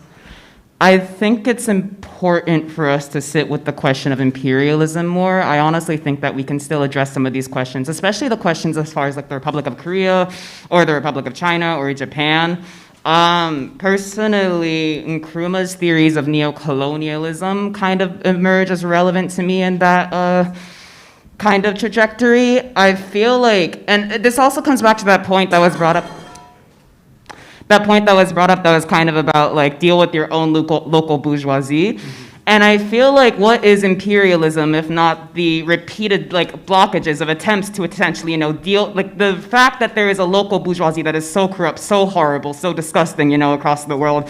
Say Chile or Colombia or Venezuela is what immediately comes to mind. And then China as well, the fact that there's this corruptible petite bourgeois class, which by the way is fully acknowledged by the Communist Party. This is like the fact of corporations and the fact of a petite bourgeoisie and the fact of the existence of classes is all like acknowledged by that party. But that aside, what is imperialism if not the fact that these bourgeoisie are so entirely and utterly entrenched in these countries? The fact that like Allende's movement was completely crushed. The fact that Colombia operates as this kind of a proxy of U.S. policy or economic interests. The fact that like the Colombian police train with NYPD, train with the IDF, train each other, that kind of linkages. The military bases that are all kind of encircling. We were talking about the questions of high tech development as well. Again, I'm rambling. Let me just make sure I hit stuff I wanted to make sure I hit on. I had Thailand jotted down as well. Vijay's book, Washington Bullets, is really interesting. I feel like, let's think about like the fact that Thailand didn't have a revolution, for example, or the fact that Vietnam emerged into reforms, the fact that China presently exports capital, and whatever way we want to talk, all right, Belt and Road, whatever. We can talk about, the different perspectives on it, but the fact that it's emerged to this point and that we don't have the original standing of that kind of, third world project, USSR, China, funding of the PFLP, funding their arms, or just, the kind of East German development comes to mind as well, the way it's students going around the world, building up hospitals in Cuba or Vietnam or elsewhere. The fact that like these systems were entirely crushed and we've now been pushed to this new form where socialism with Chinese characteristics, Vietnamese reform socialism, where the fact we're at this point is again a result of imperialism. Like you can't understand that development of capitalism, socialism, if imperialism isn't the central contradiction, particularly imperialism of the American variety. It's the fact that, right, like deal with your own local bourgeoisie, but the fact that the American left has been so utterly unable to deal with their bourgeoisie is the determining keystone policy of every other struggle, around the world. How do you address that if you're just going to kind of, flatten it down to like, well, the Republic of Korea exports capital or Taiwan exports capital. They're neo-colonies of the US, so they're operating, they don't have an independent financial policy. They don't have independent military policy either. You look at the US occupation of Okinawa or in Korea as well, I just saw like protests, they were like beating down like elders in Korea who were protesting like US, building up whatever the golf courses around their military bases. You see these military forces that protect all this capital, right? So like, I don't know. Again, I'm just gonna read this real quickly. Haiti comes to mind as well. Oh, and I also wanted to mention, we look at spatial development. How do we understand situations like favelas in Brazil are what immediately comes to mind. A product of capitalism and imperialism, and then Haiti comes to mind as well, where it's like, deal with your own local bourgeoisie. What is Haiti supposed to do? Haiti has been trying to deal with the local bourgeoisie for centuries. Haiti continues to struggle, Can I come in there with you for a second, unless you have more? Let me just, I'm so sorry for taking up so much time. No, it's okay, it's fine. If you don't mind, guys, can I engage with? Please. Yeah, when you're done. Okay.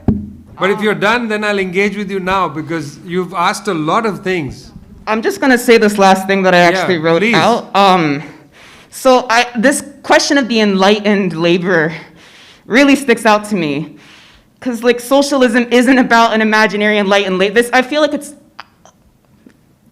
it may almost be like this kind of liberal concept of like some kind of labor with all the perfect questions that Marx himself came down from the heavens, touched upon his head. But socialism isn't an imaginary thing. It's what we are trying to build, what we collectively can build, And so to that question, it's not about like the great developments of what would the perfect laborer do?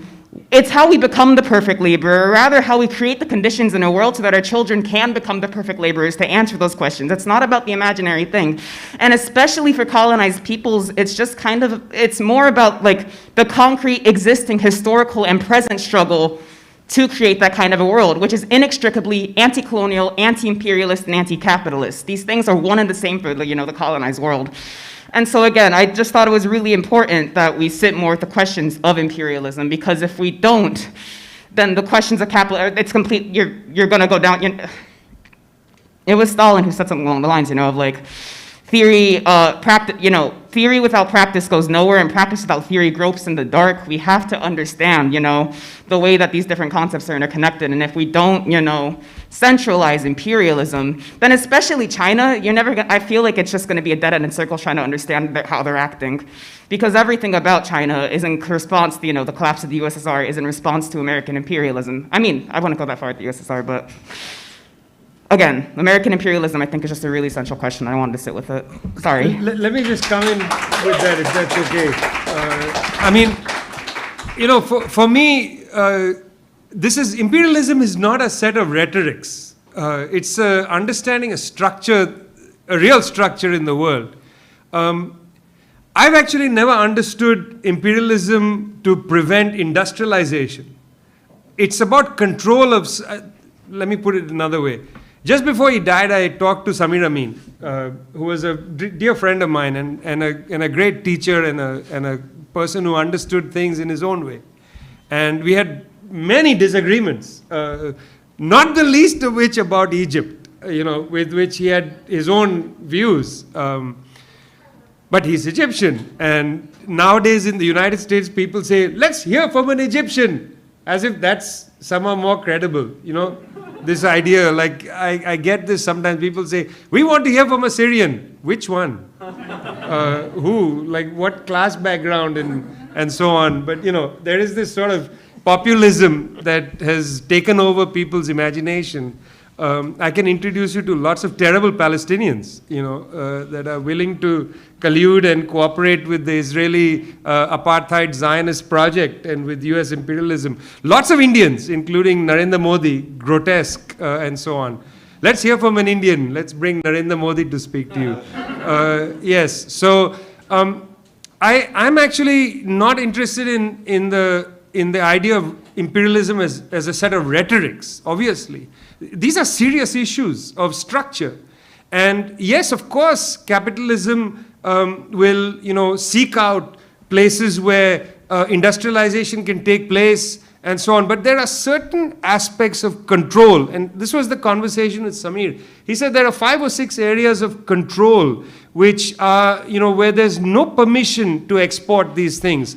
One of them is science and technology. And David makes a lot about the refusal to allow capital intensive to go to certain places. Another one is financial systems. Control over financial systems is maintained. Control over arms and who gets to be the top dog militarily, maintained. These so-called freedom of navigation exercises. Control over communications, the information war. Just look at the internet. It'll say, this is a Chinese government website. When are you going to say this is funded by the US government? 90% of NGOs funded by the US government. You'll never get that on YouTube or Google or anything. Funded by the Russian government. This is information war. It's to delegitimize these sources of information. Now, I'm not saying they're all great, but that's not the point I'm making. The point is who gets to define things, How do you define what's happening to Venezuela? How do you define what's happening to Cuba?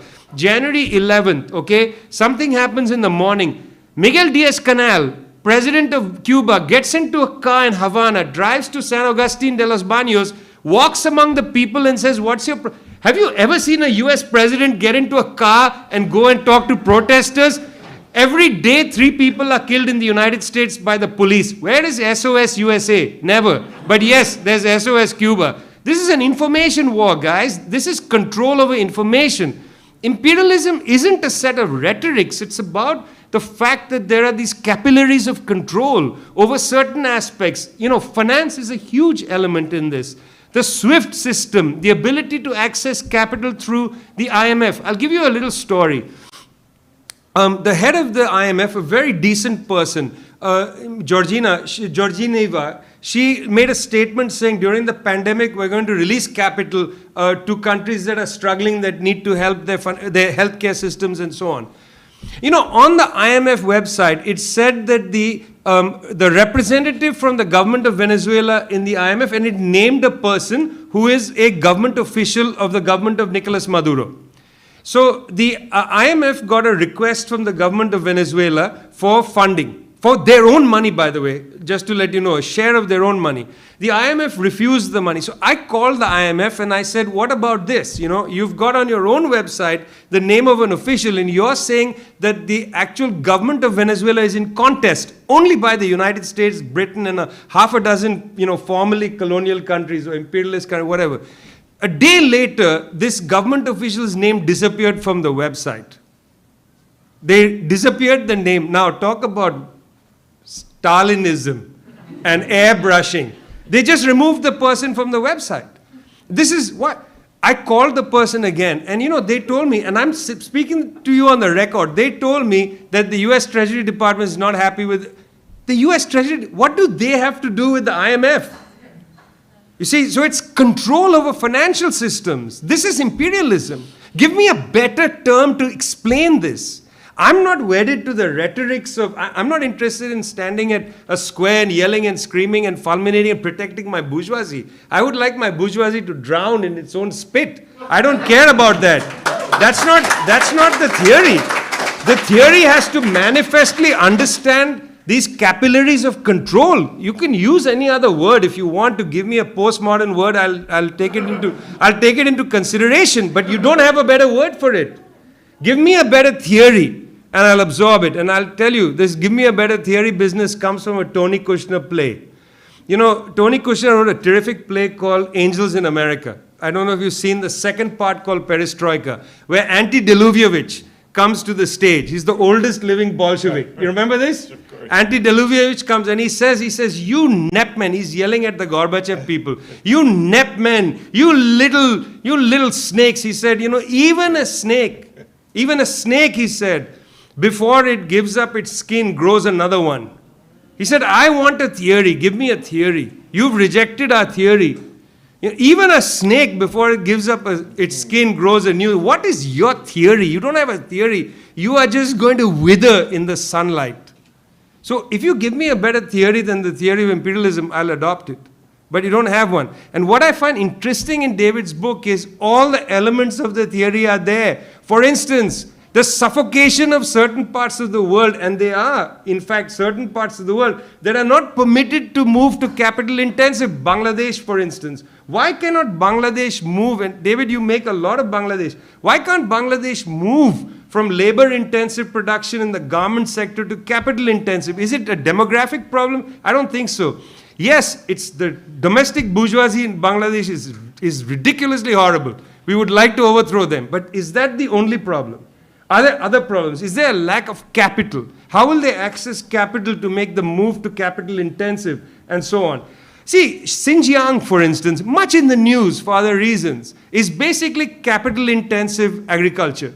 You know, David, one of the interesting features of this is I would like to send a subpoena to John Deere Corporation in Illinois, because John Deere has exported more farm equipment to Xinjiang province than any other company.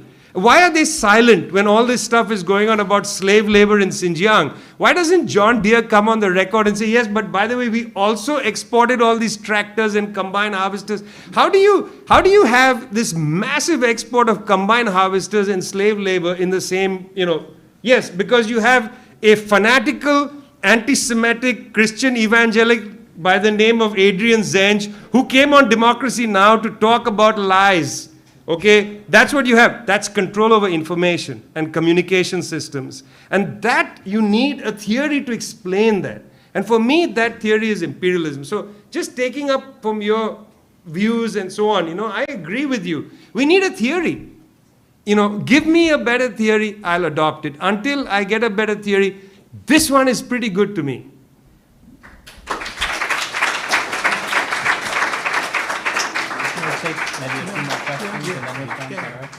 All right, so I'm wondering if we could, we're running low on time, but I'm wondering if we could collect 2 or 3, or maybe say 3 more brief questions, please, and then we'll have the panel respond, and then we'll be wrapping up. Okay, so 3 short questions, please. Thank you. Evening, everyone. My name's Glenn Robbins. I'm a Fulbright scholar at CUNY Graduate Centre, and in my other life, you probably can tell I'm not from around here.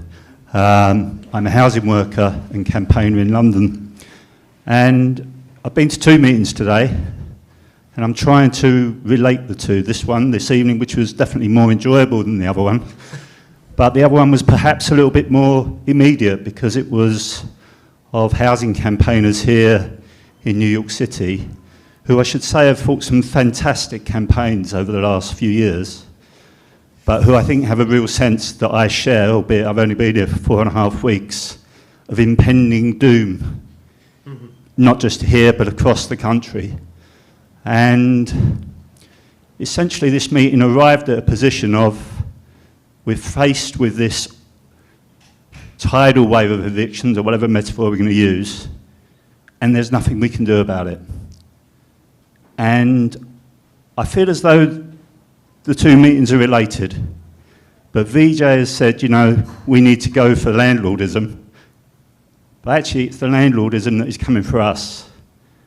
And so I'd be interested in the panel's comments on that. Thanks.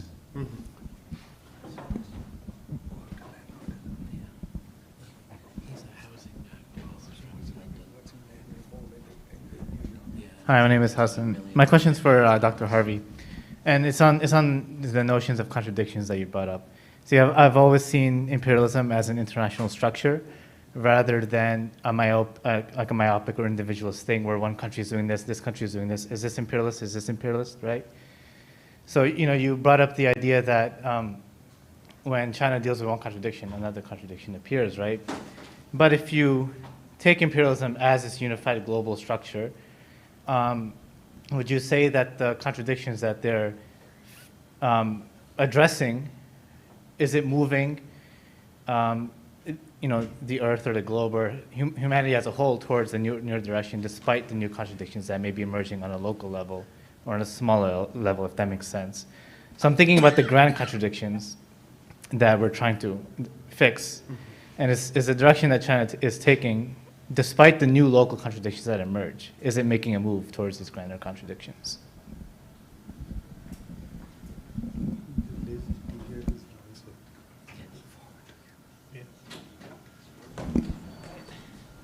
Thank you. I'll try to keep this brief. It's 2 interrelated questions. I'm like 5 beers deep, so like I can't think too straight. But basically the question is this, okay? Like I'm nothing. I'm just a fucking worker, right? I'm an office worker, and I'm sure many of you are. But as my life as a worker, and I think for many of you here, most of us, it seems like a very international audience, right? And that is sort of where capitalism is right now, where you have like workers from all around the world participating in different countries, different locations. And at the same time, capital has gotten the ability to cross borders at will almost, within certain limits. So a question that I have is, right now, there's been several major strikes in the United States, or movements towards unionization, the BHM1 Bessemer, Alabama workers being primarily among them. Right now, there's also a Volvo workers strike, which I think was recently crushed. So a question that I have is, how does labor, how can labor actually overtake capital at this point? The unions are completely based upon the nation state, right? So you have labor unions in the United States, the AFL-CIO, and a collection of the unions within them that are based within nation-state forms. But at the same time, workers internationally are not really being connected. And another point that I have related to this is the question of the Labor Party. So as like a fucking schmuck in the United States, I have the choice between voting for a Democrat or a Republican. The third parties are all nonsense.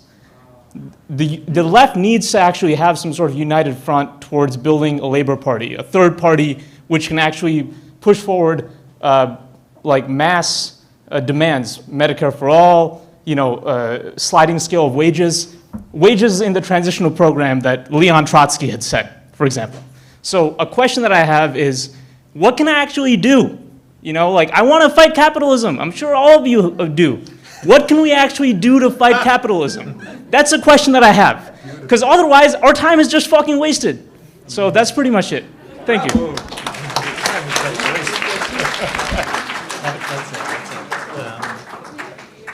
You want to respond to those? Well, I'm sorry I'm wasting your time, but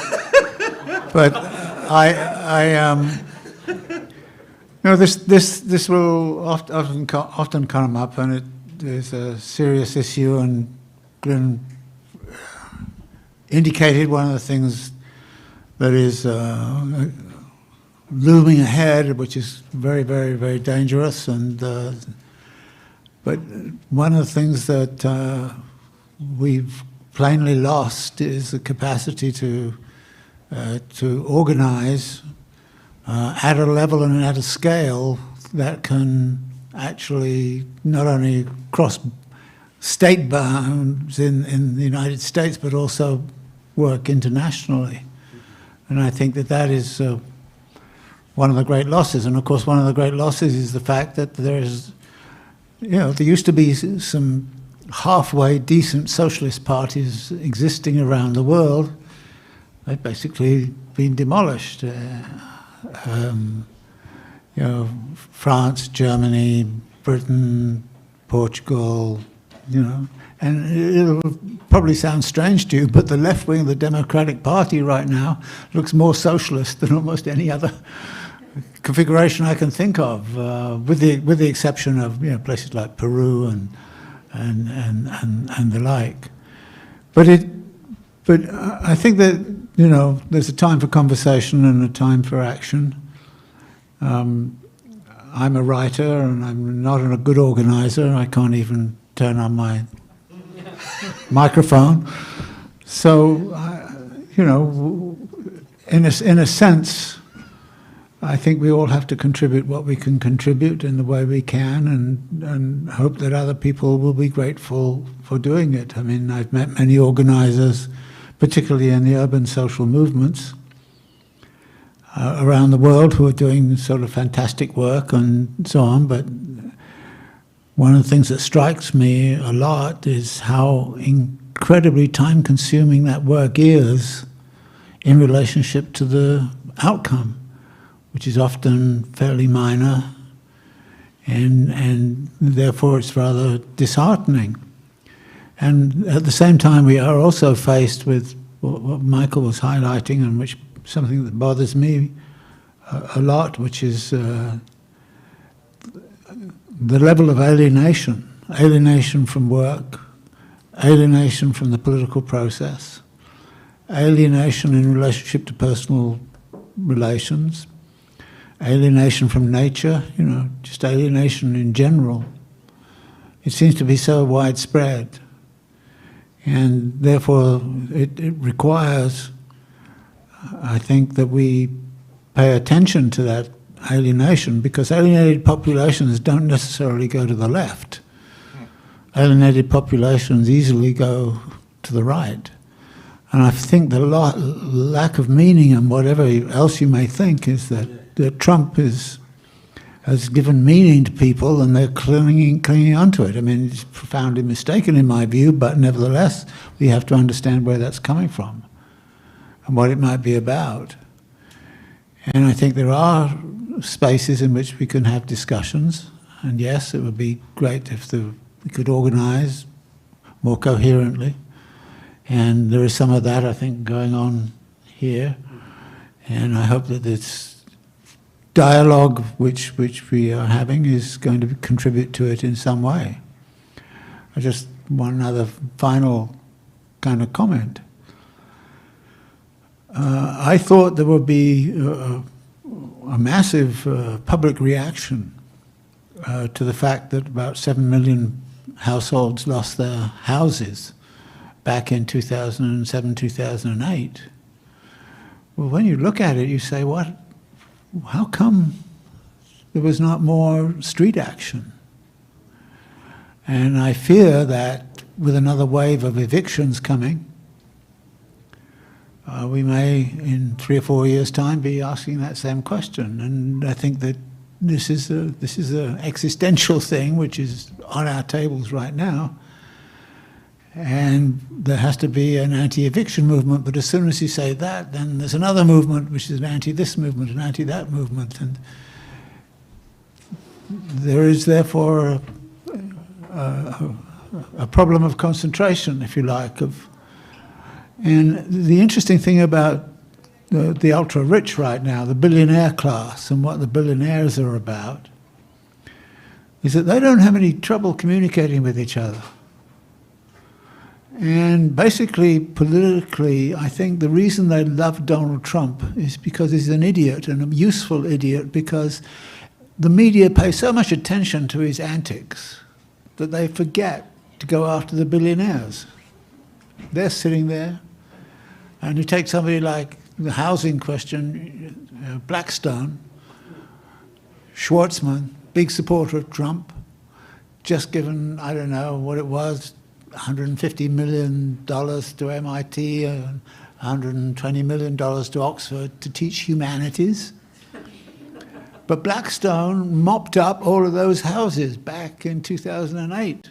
It's now the largest landowner in the world, or landlord in the world. Mm-hmm. And yes, I agree with you, we've got to go after the landed landlords, but also we've got to go after Blackstone. Yes. And therefore target Blackstone. So I think this is, they're sitting there right now waiting for the evictions because they borrow money up to the hilt. And guess who lends them money? There was a fantastic thing about them, by the way, that they borrowed money from the California state pension system. They gave them a lot of money. And one of the things they did was they took over some rental areas that were, run down, and they upgraded them and made them, upscaled. They had to evict people. And 3 or 4 of the people who got evicted were pensioners. So in a sense, they protected their pension by agreeing to their eviction. Now this is the kind of thing you're looking at, and you kind of say, this is why I'm anti-capitalist primarily. And I understand I'm anti-imperialist too, in that sense that I think Vijay is saying. But this is what is likely to happen. And so the big question is, what's going to happen to those evictions? Ideally, and I can have an ideal about this, well, there should be public funds being set up and set aside right now in a lot of the ways, and so that the municipality can take all of that and keep people in their houses if possible and turn it into affordable housing. Because it's right now we have this crazy situation where there's affordable housing crisis everywhere. Evictions are coming down the pike, and we should be able to use that. This is why the figure of the emancipated labourer appeals to me, to say, well, what would the emancipated labourer do in a situation of this kind? Well, it seems to me pretty obvious what they would do. And therefore there is something that could potentially be done. Meanwhile, you just look around you in New York, and you see how much building and construction is going on in the midst of a crisis of affordable housing. Who put all that money into Hudson Yards? I mean, this is mindless, stupid urbanization. Absolutely waste, terrific waste of everything. And you look around and you see all this stuff going on, and you kind of say, why is there a crisis of affordable housing? Well, there has to be a very coherent answer to that.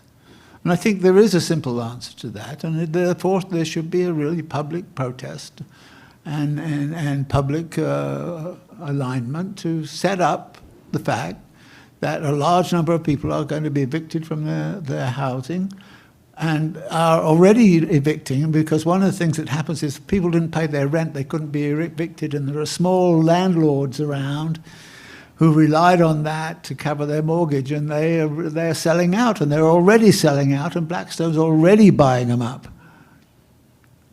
So there has to be a public campaign around what this eviction are going to be about. And in a situation where you cannot tell me that in this city there is not the construction capacity to build as much affordable housing as you like. I mean, we could maybe go to Hudson Yards and repurpose it, though I imagine those people who would want affordable housing would never want to live in junk like that. Have better taste.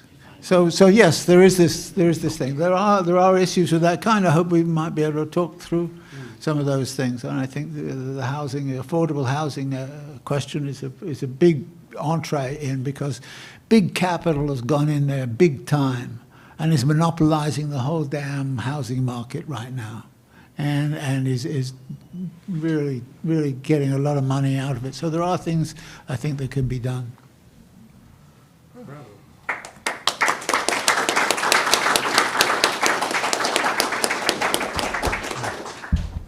I'm going to go to Michael and then Vijay for concluding remarks.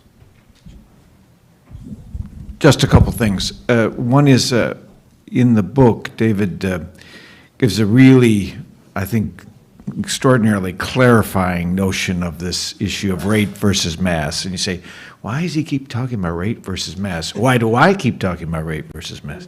Well, because the world runs on rates. I mean, capitalism runs on rates. That is to say, the way we conduct our business, the way we think, the way we fund, the way we debit, the way we talk about a world is about rates, right? And David has one thing which he didn't bring up, which is in the book. He looked at an environmental report that talked about the sunken, let's just say, the sunken toxic mass that interferes with people breathing, right? It's now twice the livable average worldwide. Let's just suppose on hypothesis, right?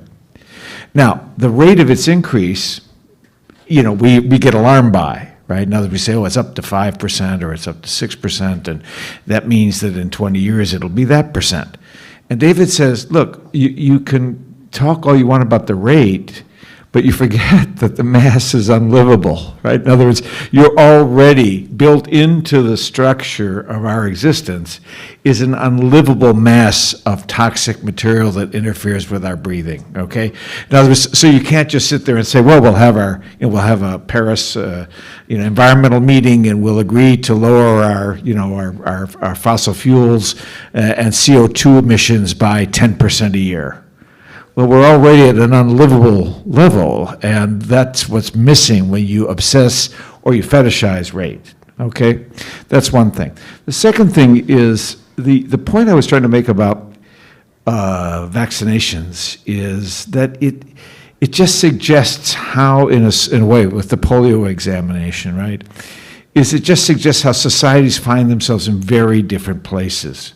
And that a society that, frankly, a couple of us at the table can remember, that is to say, the United States in the 50s, was a completely different kind of place, right, from the place we find ourselves now, where the level of alienation across the board of refusal is also beginning to prompt what I see is a kind of a latent, not even latent, but a more manifest authoritarianism in our government, right?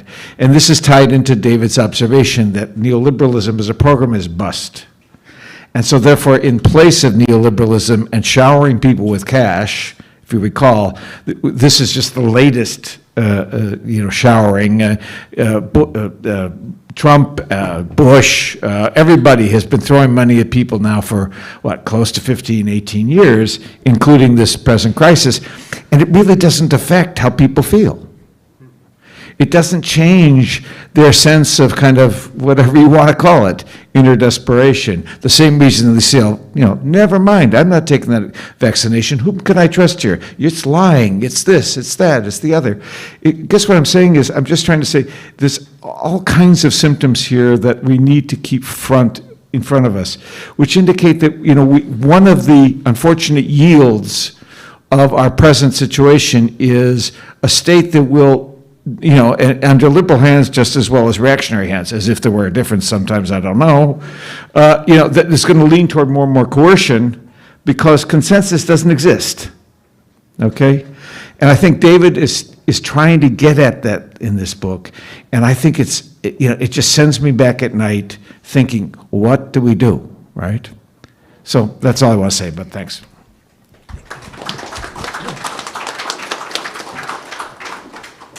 What do we do? Well, 30 years ago, I joined the Communist Party of India Marxist. 30 years ago. Imagine this. The Soviet Union was collapsing and I joined the Communist Party. That's how intelligent I am. I wouldn't have changed anything because I believe, my friend, you have to do things. There's no blueprint that comes at you. There's no theory that comes at you. There's no leadership that's in front of you that is clairvoyant. Lenin in one of his texts says that if you're not willing to make mistakes, you'll do nothing. If you're not willing to make mistakes, you'll do nothing. You have to do things. You have to get involved in things. You have to try to euthanize the landlords. You have to do something. You have to get involved with other people. The point of struggle is to be involved with other people, not to have the correct ideas. You see, it's very easy to develop the correct ideas. We have in this country at least a civilization of grad students who each have the correct idea. But if you don't join together and build movements where you build it in compassion with each other, where you understand that you're not perfect, you're trying to build perfection. And not even perfection, you're trying to, what's that word, asymptotically attain perfection. Like a railway line, which looks like an infinity, it joins. As you keep walking, it keeps looking as if it's not joined. That's the nature of contradictions. You think you want utopia to emerge. If you don't want utopia, you wouldn't do shit.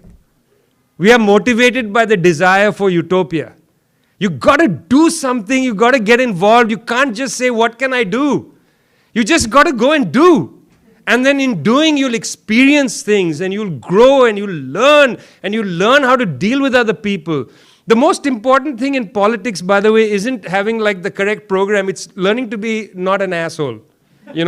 Learning to be in your cell meeting and learning with other people and figuring out how to talk to each other and just being a decent person as you try to model decency in the world. We're trying to model decency and honesty. That's what we're really trying to model. If Marxists are actually honest with each other, that's really what we're going for when we build movements. We want decency, honesty. We want you to go out in front of people. One of the reasons I love Ho Chi Minh is he keeps talking about that. Don't be bureaucratic. Don't be commandist. Don't tell people what to do. I'm not telling you anything to do. I'm just telling you, you got to experience the world. You can't experience the world in the pages of a book alone. There is no revolutionary theory without revolutionary practice. But by the way, that's a vice versa statement. There's no practice without the theory either. And by the way, Lenin didn't finish the sentence. And that quotation comes from What Is to Be Done, which is a book about organization. So yes, thanks for that. What he's saying is, there is no theory which is not then moved into organization which produces practice. It's not just theory and practice. There's not just two concepts there. There's organization. It's a core. The whole book is about organization, and yet people take that sentence out of the book and say, well, it's about theory and practice. That's because they don't want to build organizations. You can't build power unless you build organizations. We don't just want to have the right ideas. We want to build power. We want to win. I'm not struggling, by the way, for the sake of struggling. I want to win. I want to win. I want to abolish capitalism. I want to go beyond the system that treats people as inhumane, as inhumans, as like animals. We want to transcend this system. We don't want this. And to do that, you have to risk yourself in the world. So you can't just say, what can you do? Do something for God's sake.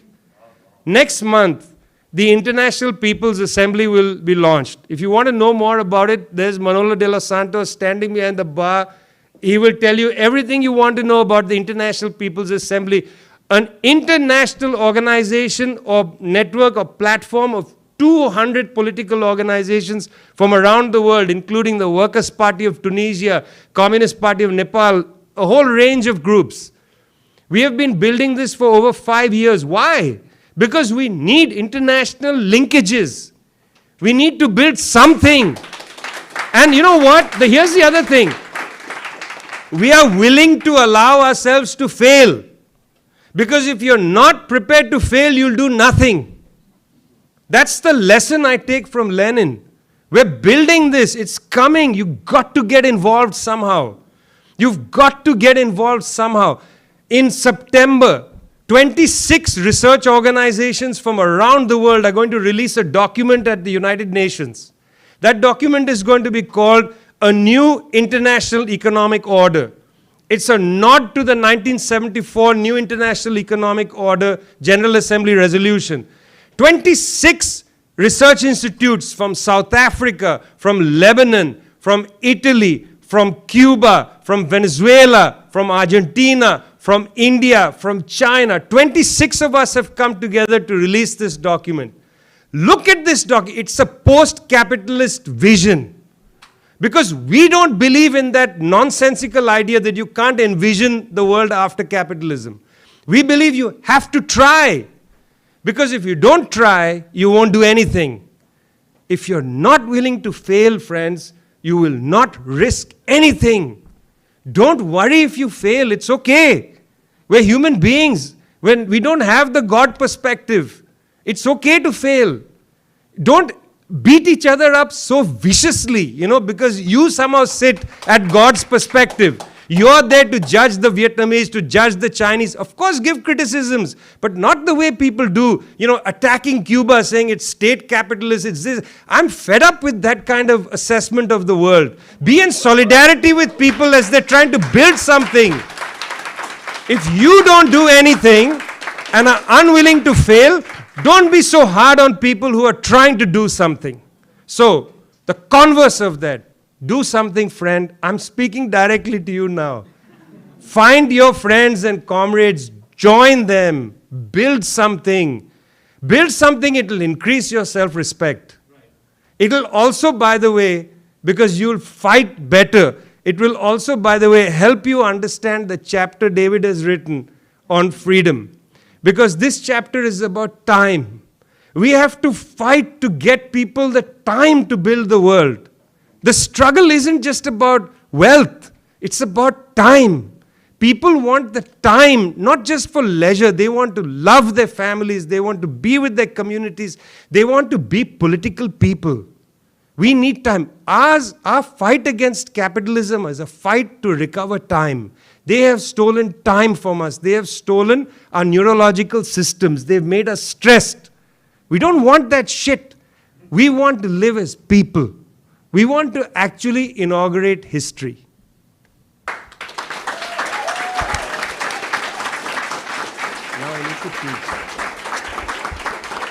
Okay, so thank you, everyone. Thank you to our panelists, David, Michael, Vijay.